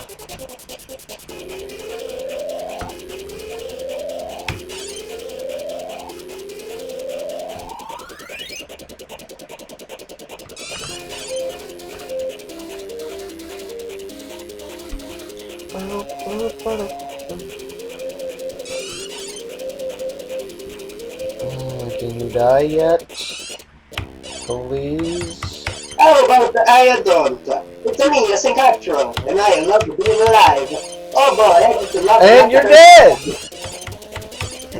The second, right after you said, I love being alive, I killed him. Oh, that was right when I started. I loved just being alive and not hurting anybody. And I was gonna say more, but that's the exact moment when Syncatro died, I guess.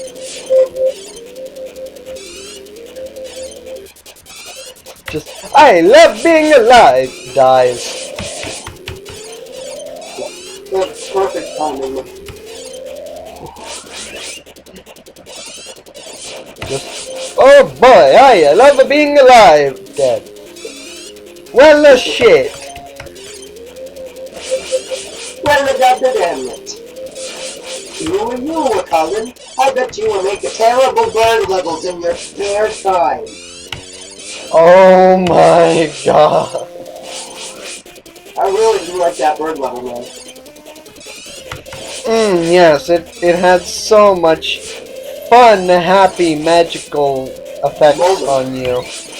Yeah. Such fun, happy moments in that level.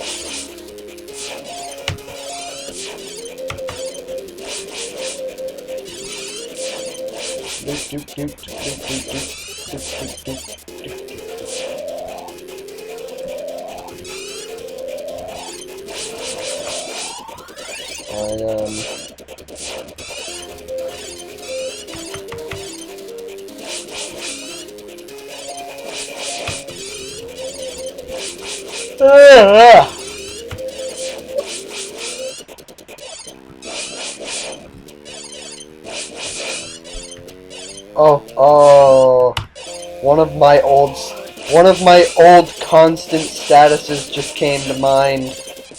What? Rickety roll, I now yeet your soul. Oh, right, the cancer one. Well, they're all cancer, but the especially cancer one. The one that I made fun of in my level. Oh, hey, so now you made it to, I believe this is Anvil Alarm.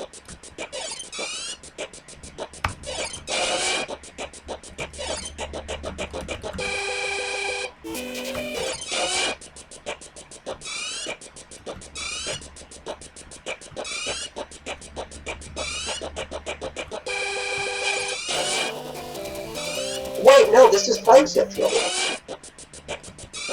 Yeah, okay, so that last one you played was Anvil Alarm. Because, this is Time Set Trouble, because right here the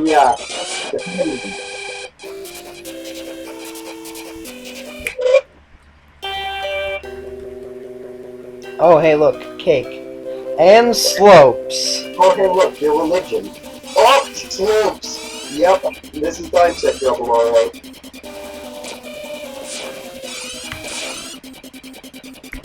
My religion says you must perish. Give me the donuts. I Oh, want wait! the Donuts will donuts. see what happens.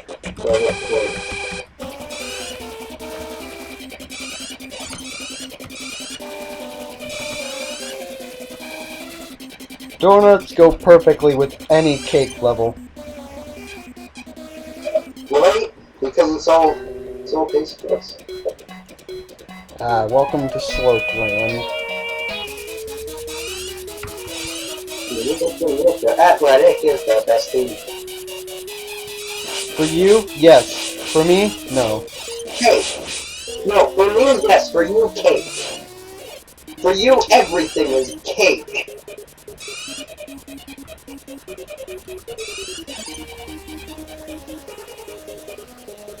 Correct.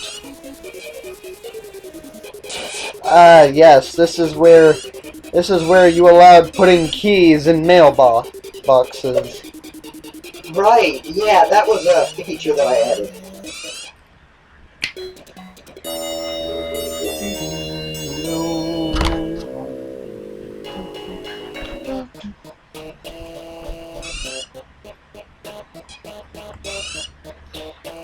Yes, the key block stuff is present now. Oh, cool! Oh, hey, is this the level where you have to get rid of a key by going up to a lock, and then it, re-solidifies the, key block? Yes, Yeah. it's the graveyard one. Yeah, I'm pretty... I could tell from the music, Colin. I can hear the music, over the, keyboard. I see.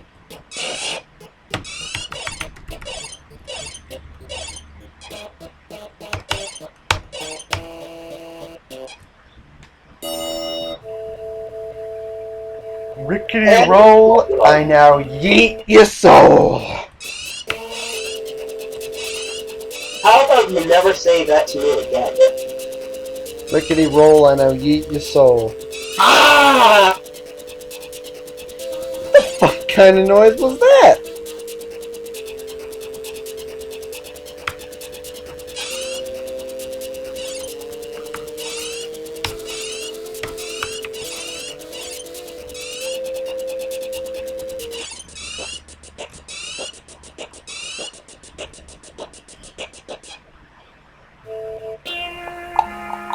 Oh, it's big boy time.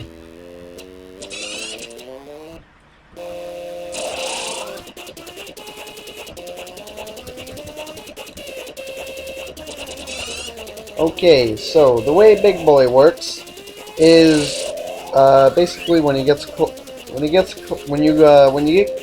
he'll stand mostly stationary, But when you get close to him, he charges forward. Figured it would be a funny haha to disconnect and immediately rejoin. But then Discord had a giant lag spike, so I wasn't able to do that. Yeah, and I was currently explaining how Big Boy works because I'm fighting him now. Oh yes, Big So Boy! Yes, I got Big Boy. the he stays mostly stationary until you go close enough to him. Then he charges in your direction until he hits the wall. When he hits the wall, as you saw, yeah, the meteor, rock shower, whatever, rock shit came falling down.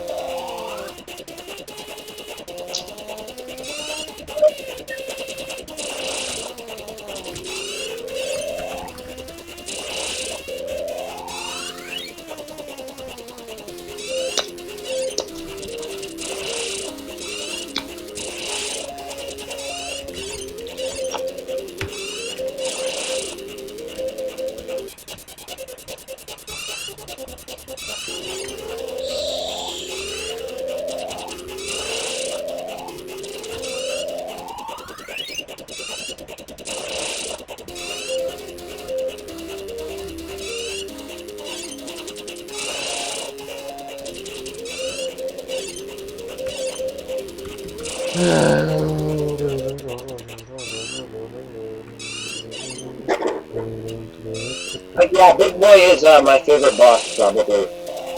My favorite boss would have to be Big Boy, and then my second one would have to be Geese Run Doom. It was pretty hard figuring out what to name Big Boy, because he's, funny enough, he's like the only boss that isn't an inanimate object. He's just kind of this hulking being. Realistically, he's the only enemy in Battery Chat that isn't an inanimate object, because the Thinklings are droplets of water, and the canonical reasoning behind it is that they come out of Seacopter's tap. The Rotbox are light bulbs. The Hose Noses are hoses, but also kind of snakes, but mostly hoses. Webwarts. They haven't even been introduced yet, but the spiders... Actually, we've seen webwarts.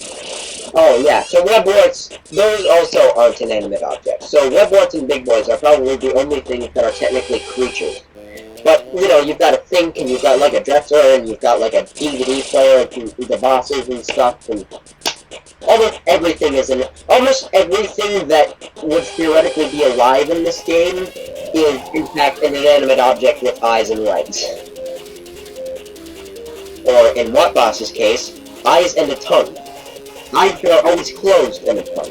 I'm still not entirely sure what my thought process was when I decided, hey, you know what this enemy should be? Oh, just a light bulb with a tongue. Just a light bulb that constantly has its tongue out and constantly has its eyes closed.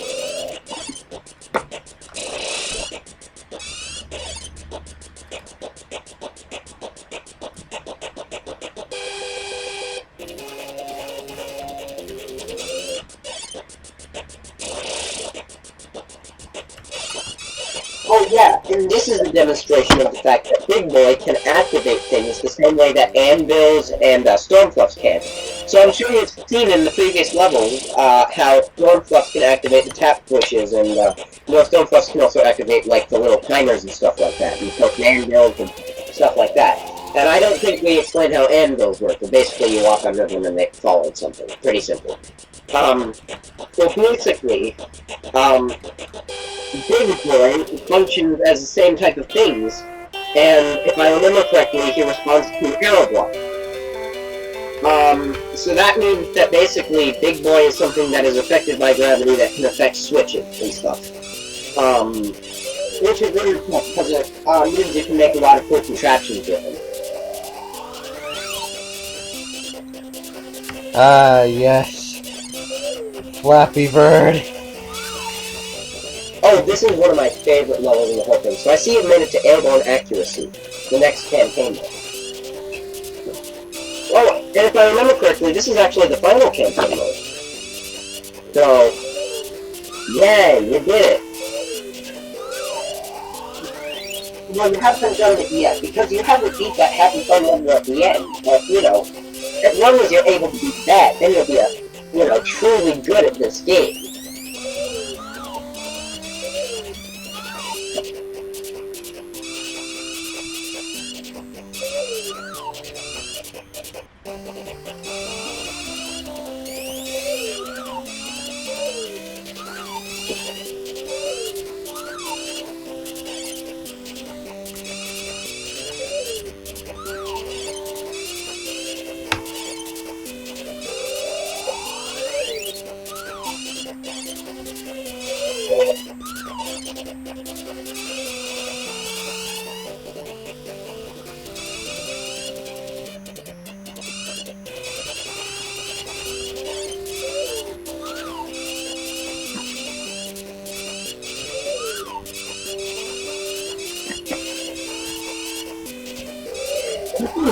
this is, like, jokes aside, actually, in my opinion, one of the more fun levels in the game. Now, your bird level is one of the reasons why I've actually considered removing the bird from the game. Oh, I don't know if you've noticed, but yeah, there is now a bird, and when Chad touches it, I'm pretty sure the bird is the only thing in Battery Chat history that can be considered a power-up.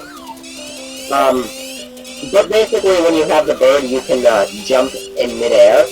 So that's why it's a bird, is because ideally it can make you fly. It's a lot like the Tanuki Leaf in Super Mario 3, except instead of only letting you fly for a short period of time after you filled up your power meter, then you can fly always, well, as long as you have the bird. But you lose the bird as soon as you take damage or die. Which is kind of the same thing as in Mario.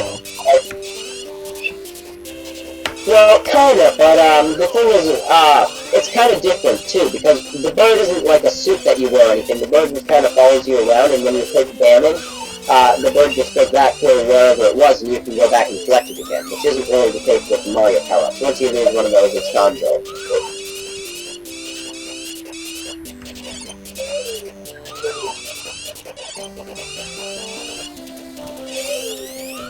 Who are you on right now?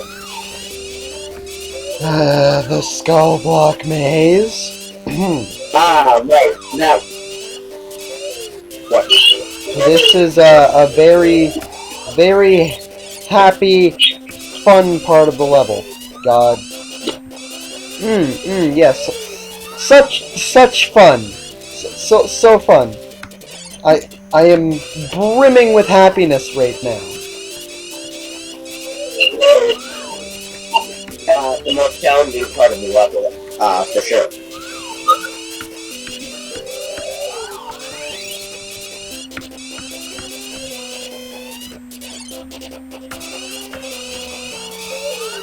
Really?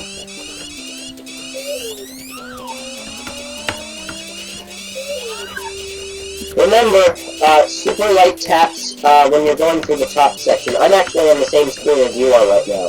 Because I figured I'd boot up Battery Chat and practice my skills.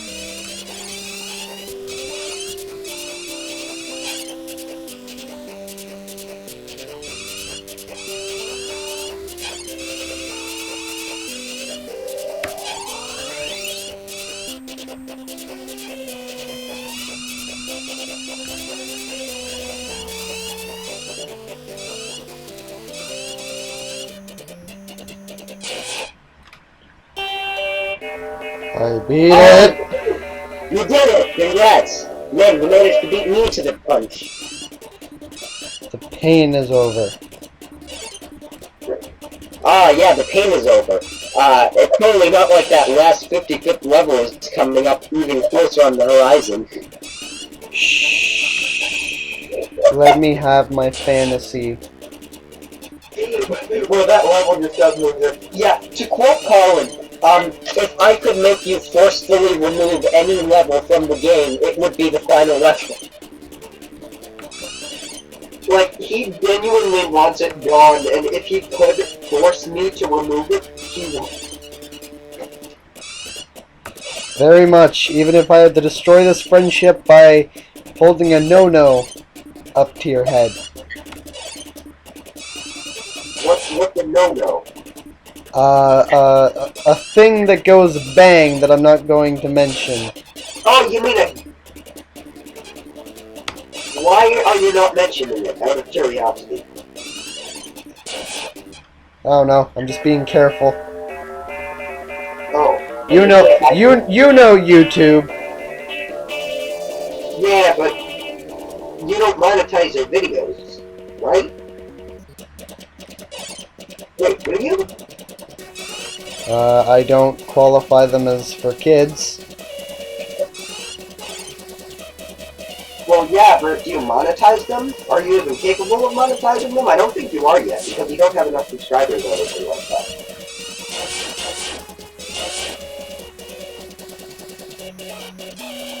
I just did the pacifist level first try.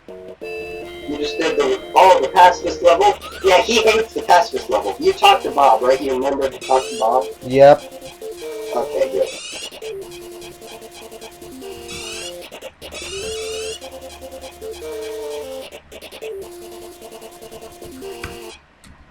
But yeah, there's a bird. That lets you fly. It's really cool. Oh, this will be fun.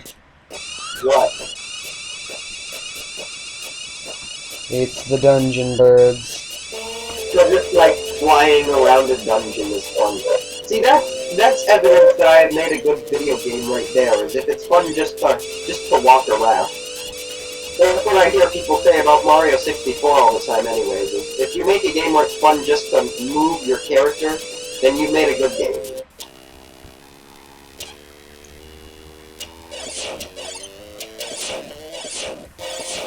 Now granted, feedback is still always welcome. No, you shit! You shit!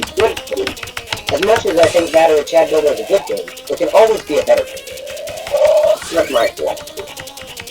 Are you up Dress Guard's boss? Yes. Okay, so Dress Guard is Colin's least favorite boss. He does not like Dress Guard. And that's because Dress Guard's entire mechanic is that Dress Guard is a dresser that throws clothes at you that stun you from moving.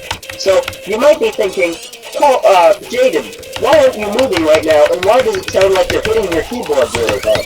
Well, he's trying to move. He's pressing the buttons, but he can't move as long as he has clothes touching him. So yeah, Dress Guard is a dresser that throws clothes at you that make you not able to move. In case you're wondering why do clothes make you not able to move, I mean, the original concept was like they were just really tight around you, but it was really hard to convey that through 16 by 16 sprites, so I just figured, just let it be a game mechanic, I won't explain it. That's the thing, whenever I always thought, you know, what would make a good game mechanic? And then I think, alright, now how do I make that, you know, into something that, you know, some sort of object would do? My first thought was always, you know, how can I make a good game mechanic? Because that's what's most important, is the gameplay. Now, of course, the effect of that is, and this is true generally with most video games, is the better the gameplay is, the less sense anything will make. Like, the worse the story will probably be, and that also goes the other way around. And I think that's definitely evident in the Mario games especially, but I feel like it's decently visible here too. Like, if you think about it, no, it doesn't make any sense at all that, like, a sink runs around and, you know, shoots water at you, or, you know, that a dresser shoots clothes at you and that makes you unable to move. But it makes for a good gameplay mechanic. The trick to game design is always think of the gameplay first. Always put gameplay first. Maybe I shouldn't be giving tips to game design. Maybe I'm not at that level yet. But I don't know, it's fun to talk about.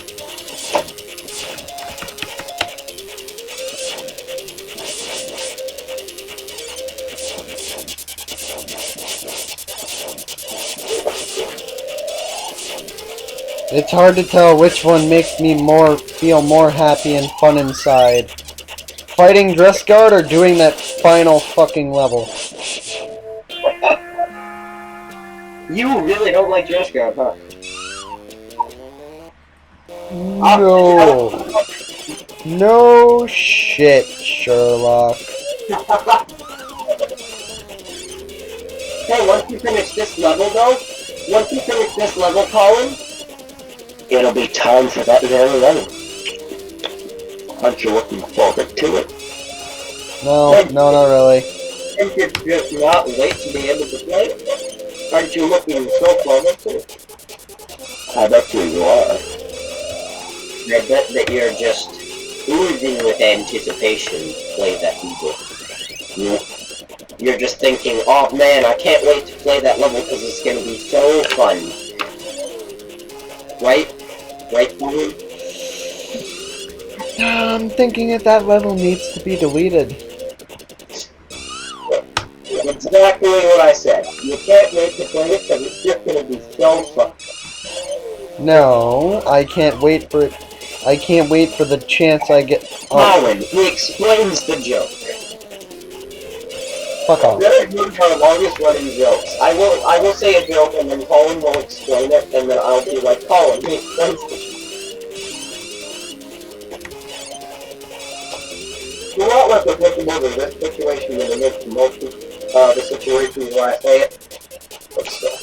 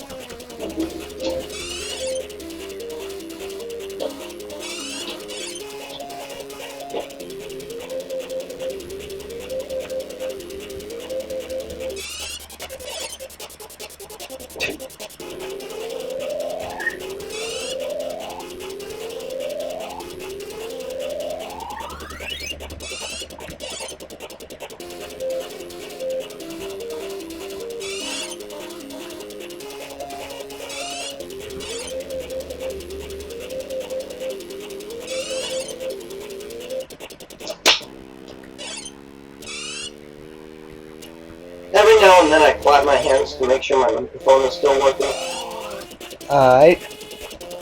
Just in case anyone's Alright, okay, I don't know if this is overheat lag, or it's being caused by Discord, or it's being caused by something on one of my Discord servers, and the people continuing to do it is worsening the lag. Why don't we just take a quick break to pause the recording and mute all of your Discord servers? Or save yourself the do. Wait, you are on Do Not Disturb. Yeah, it's the fact that I have so much mentions. You get rid of the mentions then, man. I'll do that once I kill this Syncatro. Well, you might also want to kill the first few enemies of, I'm only on the first Syncatro of this level, there's still 2 others. oh, okay.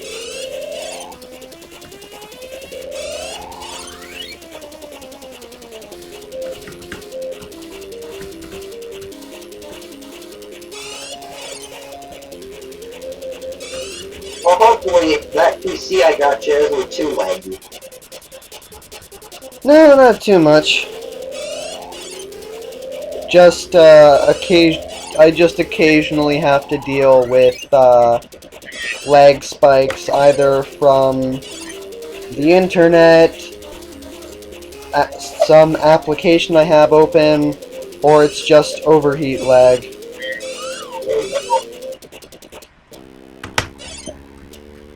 You know what might be entertaining? Is if I told the story of, why you needed a new laptop. I'm pretty much everybody who's watching would already know the answer to that, considering most of them are coming from my Discord server, which is exactly where I told everyone, hey, this is what I did, and I'm an idiot. Well, hey, Colin, think of the future generations of your Discord server who weren't there for when it happened. Tell the story for them. Alright, but first I'm gonna pause the recording, go deal with the mentions you people are giving me, and I'll be right back. Okay. And we're back! Hi! Explain what dimensions were.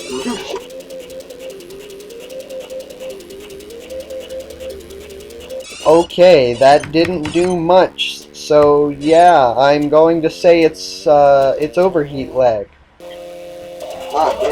Yeah, that needs to stop before you play the other level, definitely. Well, the problem is, to do that, I'd literally have to close the laptop for a little bit. Meaning, one, our call's gonna have to go off, and two, the game might close. No, the game won't close just from closing your laptop. Actually, no, I programmed it. The game shouldn't have to close. And as far as the recording, you should definitely make sure to pause the recording. But that's fine. We could just call on the phone and wait out until your computer is at a proper heat level. I think that would be best. You know, so that your viewers don't have to watch a bunch of lag gameplay. Yes, because my viewers, the people who saw the Minecraft video will know just how fun and happy lag makes me feel inside. Alright, well then go back a screen where you killed the last Syncatro, and give me a dial, and we'll just call each other for a while. Remove your laptop to cooler, open it up, and we'll see. Alright. Sweet, alright. Should we start the recording and explain what happened? Yes, I started it. So, hey everybody, as you can see, I'm fighting the first Syncatro again. The reason for this is we were discussing the problem of lag, and we noticed that I wouldn't be able to, it would probably be impossible to beat the bonus level with the game lagging. So basically we shut the game down. Jamie sent me a world code of the last 2 levels just so I don't have to go through the entire ultimate campaign again. And yeah, we basically just have to kill this Syncatro again, kill the next 2 Syncatros, and then we're at the bonus level, and we should be dealing with little to no lag. Do you want to pause the recording and get back to the stage you were, so I don't have to watch you fight Syncatro again?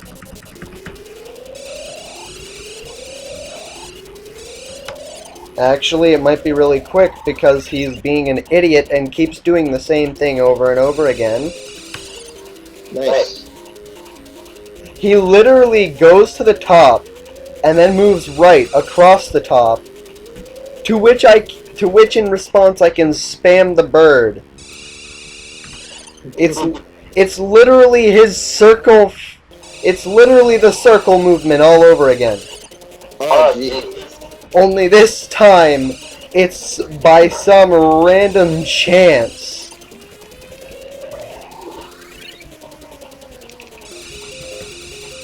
Basically, except this time it's not programmed to do that, it's just doing it on its own.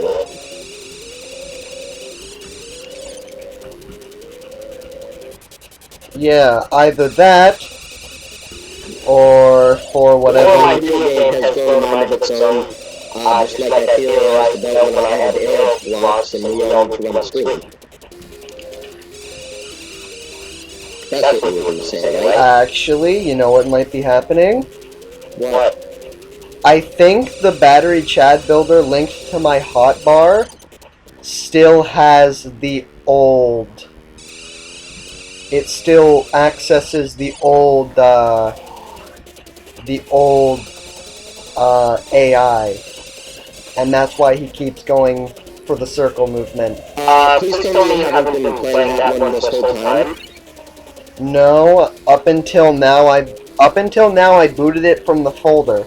Okay, can you go back and boot it from the folder again and pause the recording again? Because that also changes the bonus level. Okay. Yeah, guys, we'll be right back. I'll kill the Syncatro on the first screen by myself again, and I'll get back to you guys when I'm done with that. Oh. We're back, everybody.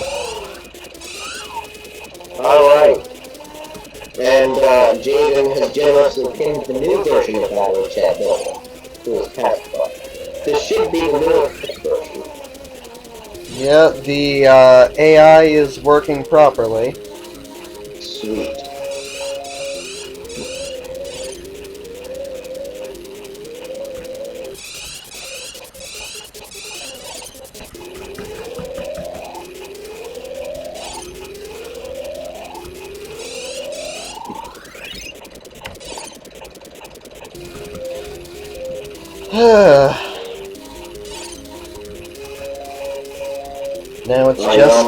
Now it's just a matter of defeating these Syncotros, and hilarity shall then ensue. And by hilarity, you mean fun.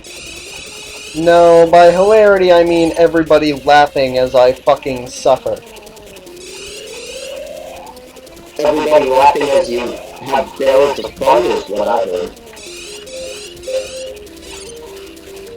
No, they'd be laughing at me, at my suffering. Anybody has the joke.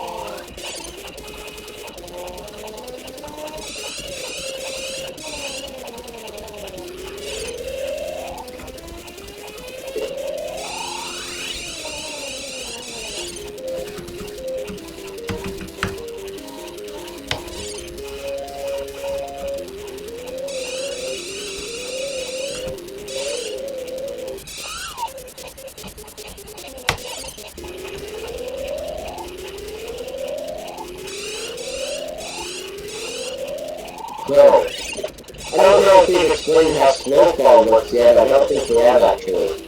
No, but I have been using it fairly often. In case you're wondering why sometimes when he's falling, he'll do the little shock thing. It actually makes you fall slower, which, funny story about that. That actually originated in the NES game, because in the NES game, it wasn't an intentional feature. In fact, a lot of the stuff in the NES game was intentional features. And then I'll get more into that in just a moment. But basically what would happen is when you created the shock projectile, it would lag the game. And it would lag in a weird way where you still moved the same amount horizontally, but vertically your movement was halted quite a bit. So basically it would mean that you could still go a certain distance, but you would essentially fall slower, fall lighter. So I basically decided to embrace it and consider it a feature, and I called it the snowfall. And originally I actually wanted to put it in Battery Chat Builder, but originally I didn't make it in Battery Chat Builder because I couldn't figure out how to program it. And I'm not sure what problem I ran into, because a lot later when I decided to go back and actually add it in there, it was fairly easy to add.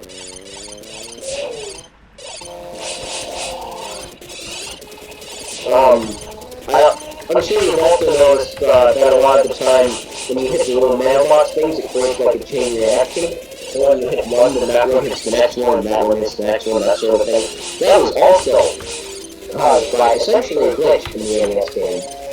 Where basically there's two types of things in NES games, right? There's sprites, and then there's background noise. So sprites is basically anything that moves around the screen. So in Super Mario, like Mario is a sprite and the Goomba is a sprite. But something like a toy block is not a sprite, and something like a brick is not a sprite. Because those things kind of stay in one stationary position. Even though you can interact with them, at the end of the day, they are still just a part of the background layer. So basically, the way that it worked in the NES game was it would just detect if any sprite was touching the bottom of the box, and if it was, then it would create the health bar. It's time for the special level. Oh, hell yeah. Yeah, basically, quick that comes to both Chad's head and the health power-ups, which are also sprites. So when one health power-up hits the next box, then it makes the next box activate another health power-up. If enemies could jump, then that would also be activated.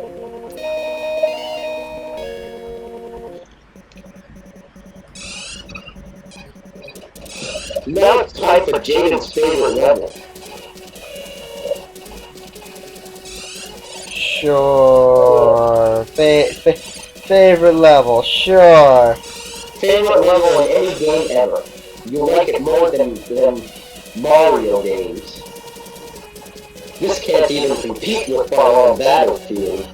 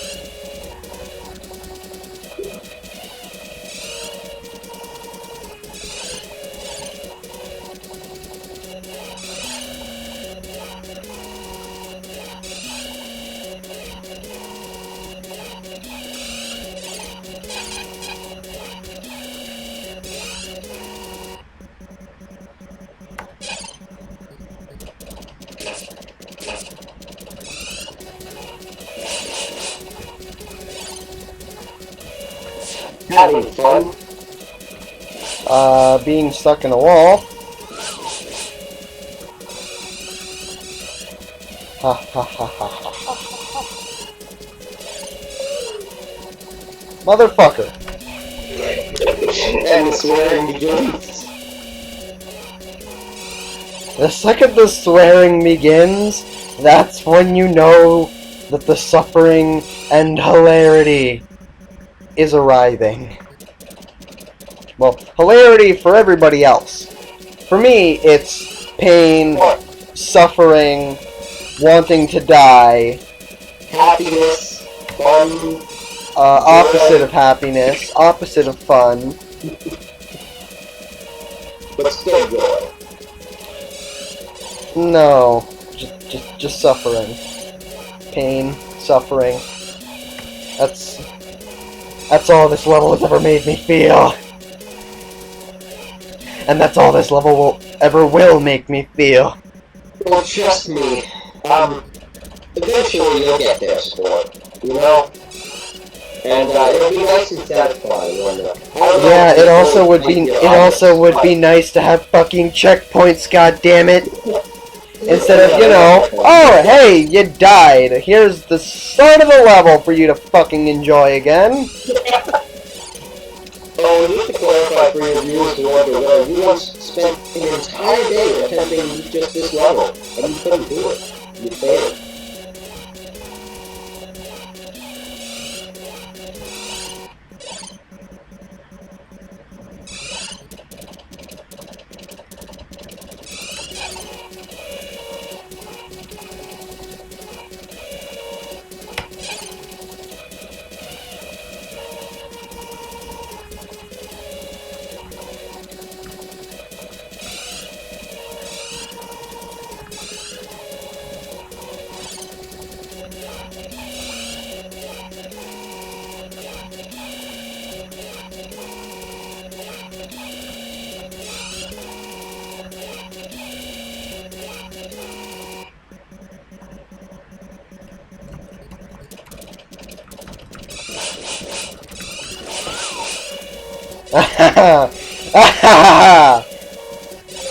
Fuck!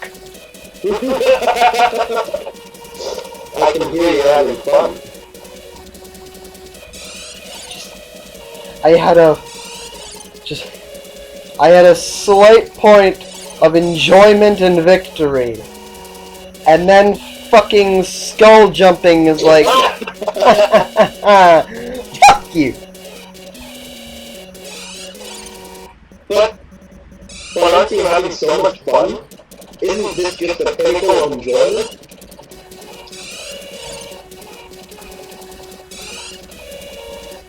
The definite silence, so you know. Well, at the very least, you can admit that it's a challenging level, right?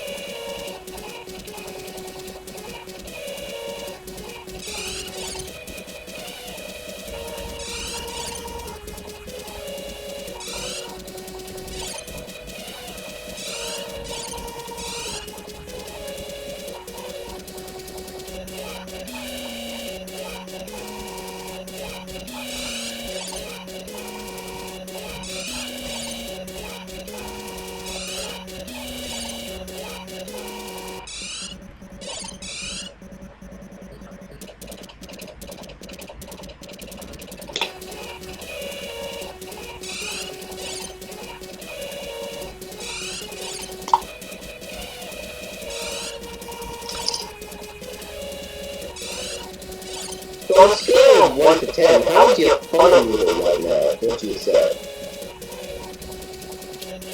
On a scale of 1 to 10, it's at about an I'm going to stab you in the gut with a knife. Cutty in my guts. Oh, god damn it. Yummy in my tummy. Okay, it's at that point in the day. For legal reasons, any threats said within this video are a joke. I don't know. You're giving me quite the steroid. How am I staring at you from 5 kilometers away? I don't know, I can kind of feel it, you know? I can feel like you're staring at me with a very, I'm not joking and you're going to die kind of energy, you know what I mean?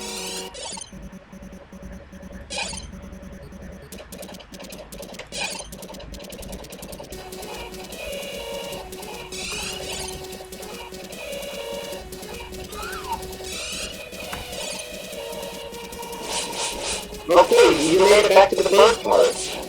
Dude, good job. I think that means you're close enough.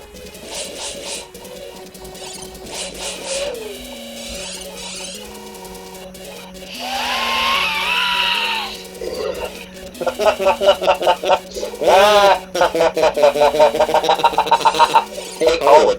Yummy yummy in my tummy.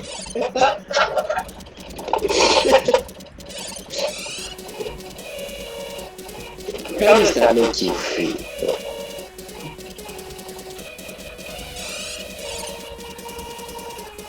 Colin.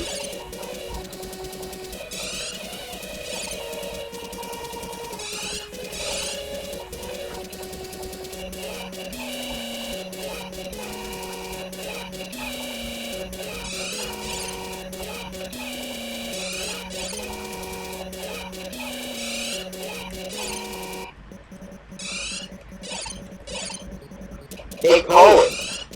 What? You never answered my question. How did that make you feel?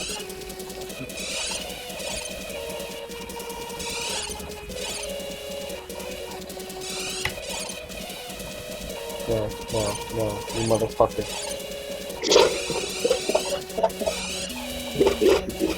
Tasty in my stomach. Oh yeah, that's tummy talk. For those who don't know, we've been on and off recording this for like the whole day, and it's now like 8 o'clock. So I'm in 8 o'clock at night mode, and 8 o'clock at night mode, me just thinks that tummies are the funniest thing.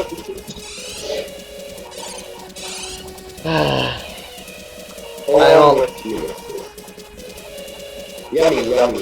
I'm also probably going to give up on the double upload today. Oh.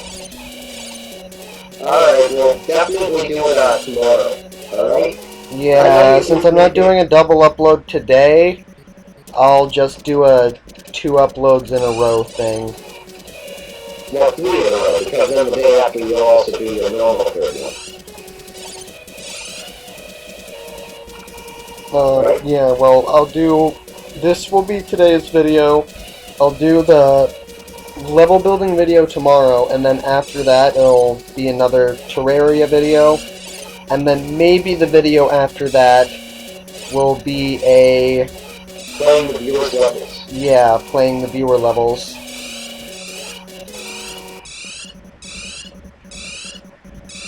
So doing that, tomorrow he's going to make a video showing you lovely people how to use the editor. And then today, and then the day after that, and then the day after that, he's going to play your levels in a video. Every single one of them. So be sure to make them nice and happy and fun, just like I made this level. See how much of his time you can play. You know? Or, make actual nice levels. Or you could do this, I don't know, or you could make a troll level. There are so many options. And you know what? Out of the levels I play,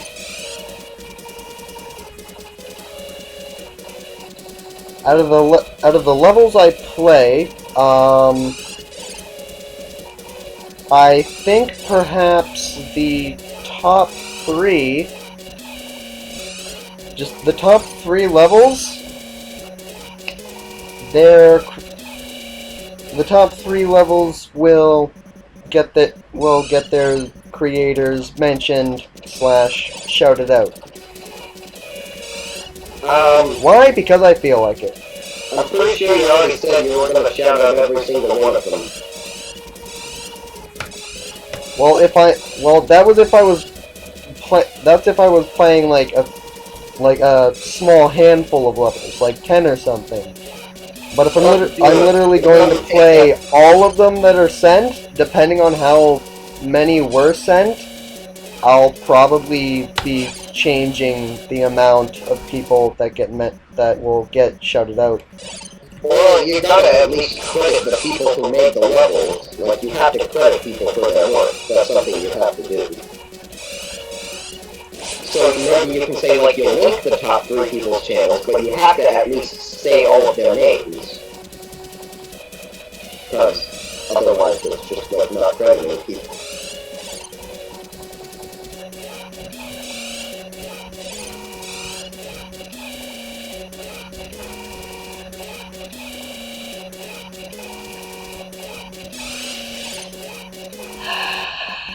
How about this? Here's an idea.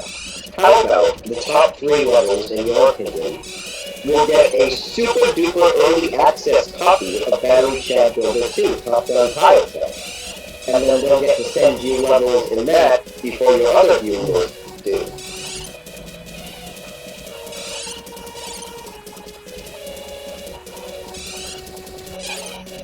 That sounds like a decent reward. What do you think? Yeah, interesting proposal. Because remember, in Battery Chad Builder 2, you can like build full RPGs.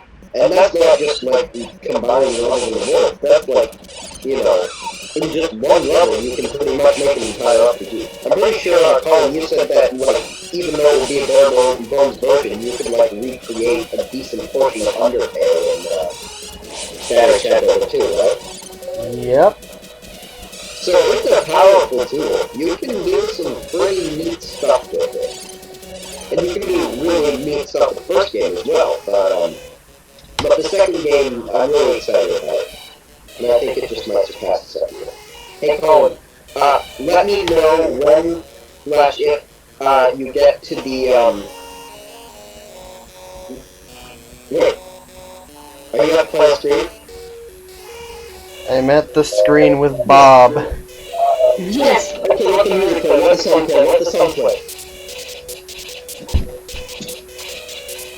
I am so damn proud of myself. You did it! You did it! Isn't that satisfying? Like, jump for joy, dude! You did it! You were never able to get that level complete. My suffering is over! And now you can actually have pride in the fact that you beat it. Okay, talk to Bob and then go to the next screen and then let the music play there.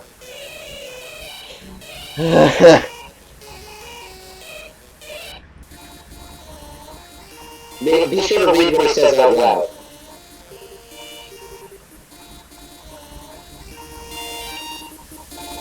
Or don't. That's fine. Alright, hold on, I'll go back. I've increased the volume because it makes sense. We're listening to the final ones. Yeah. Chad, we did it. Peace has been restored. The evil Sincatro and company have all been defeated.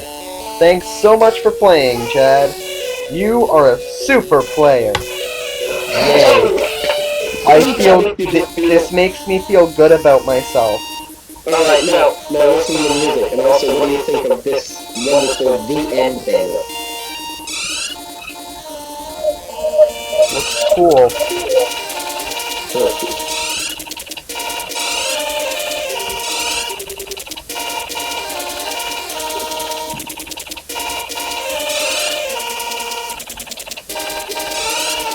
Feel free to break the slope.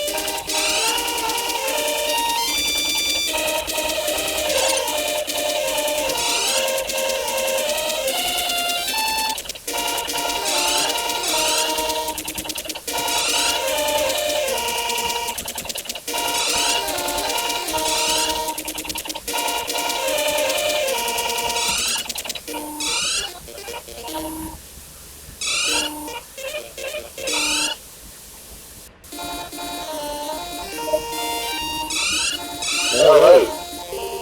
So I can hit the light bulb now? Yeah, you can select your light bulb.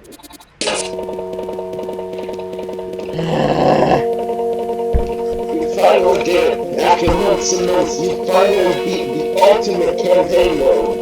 And you recorded it for the world to see.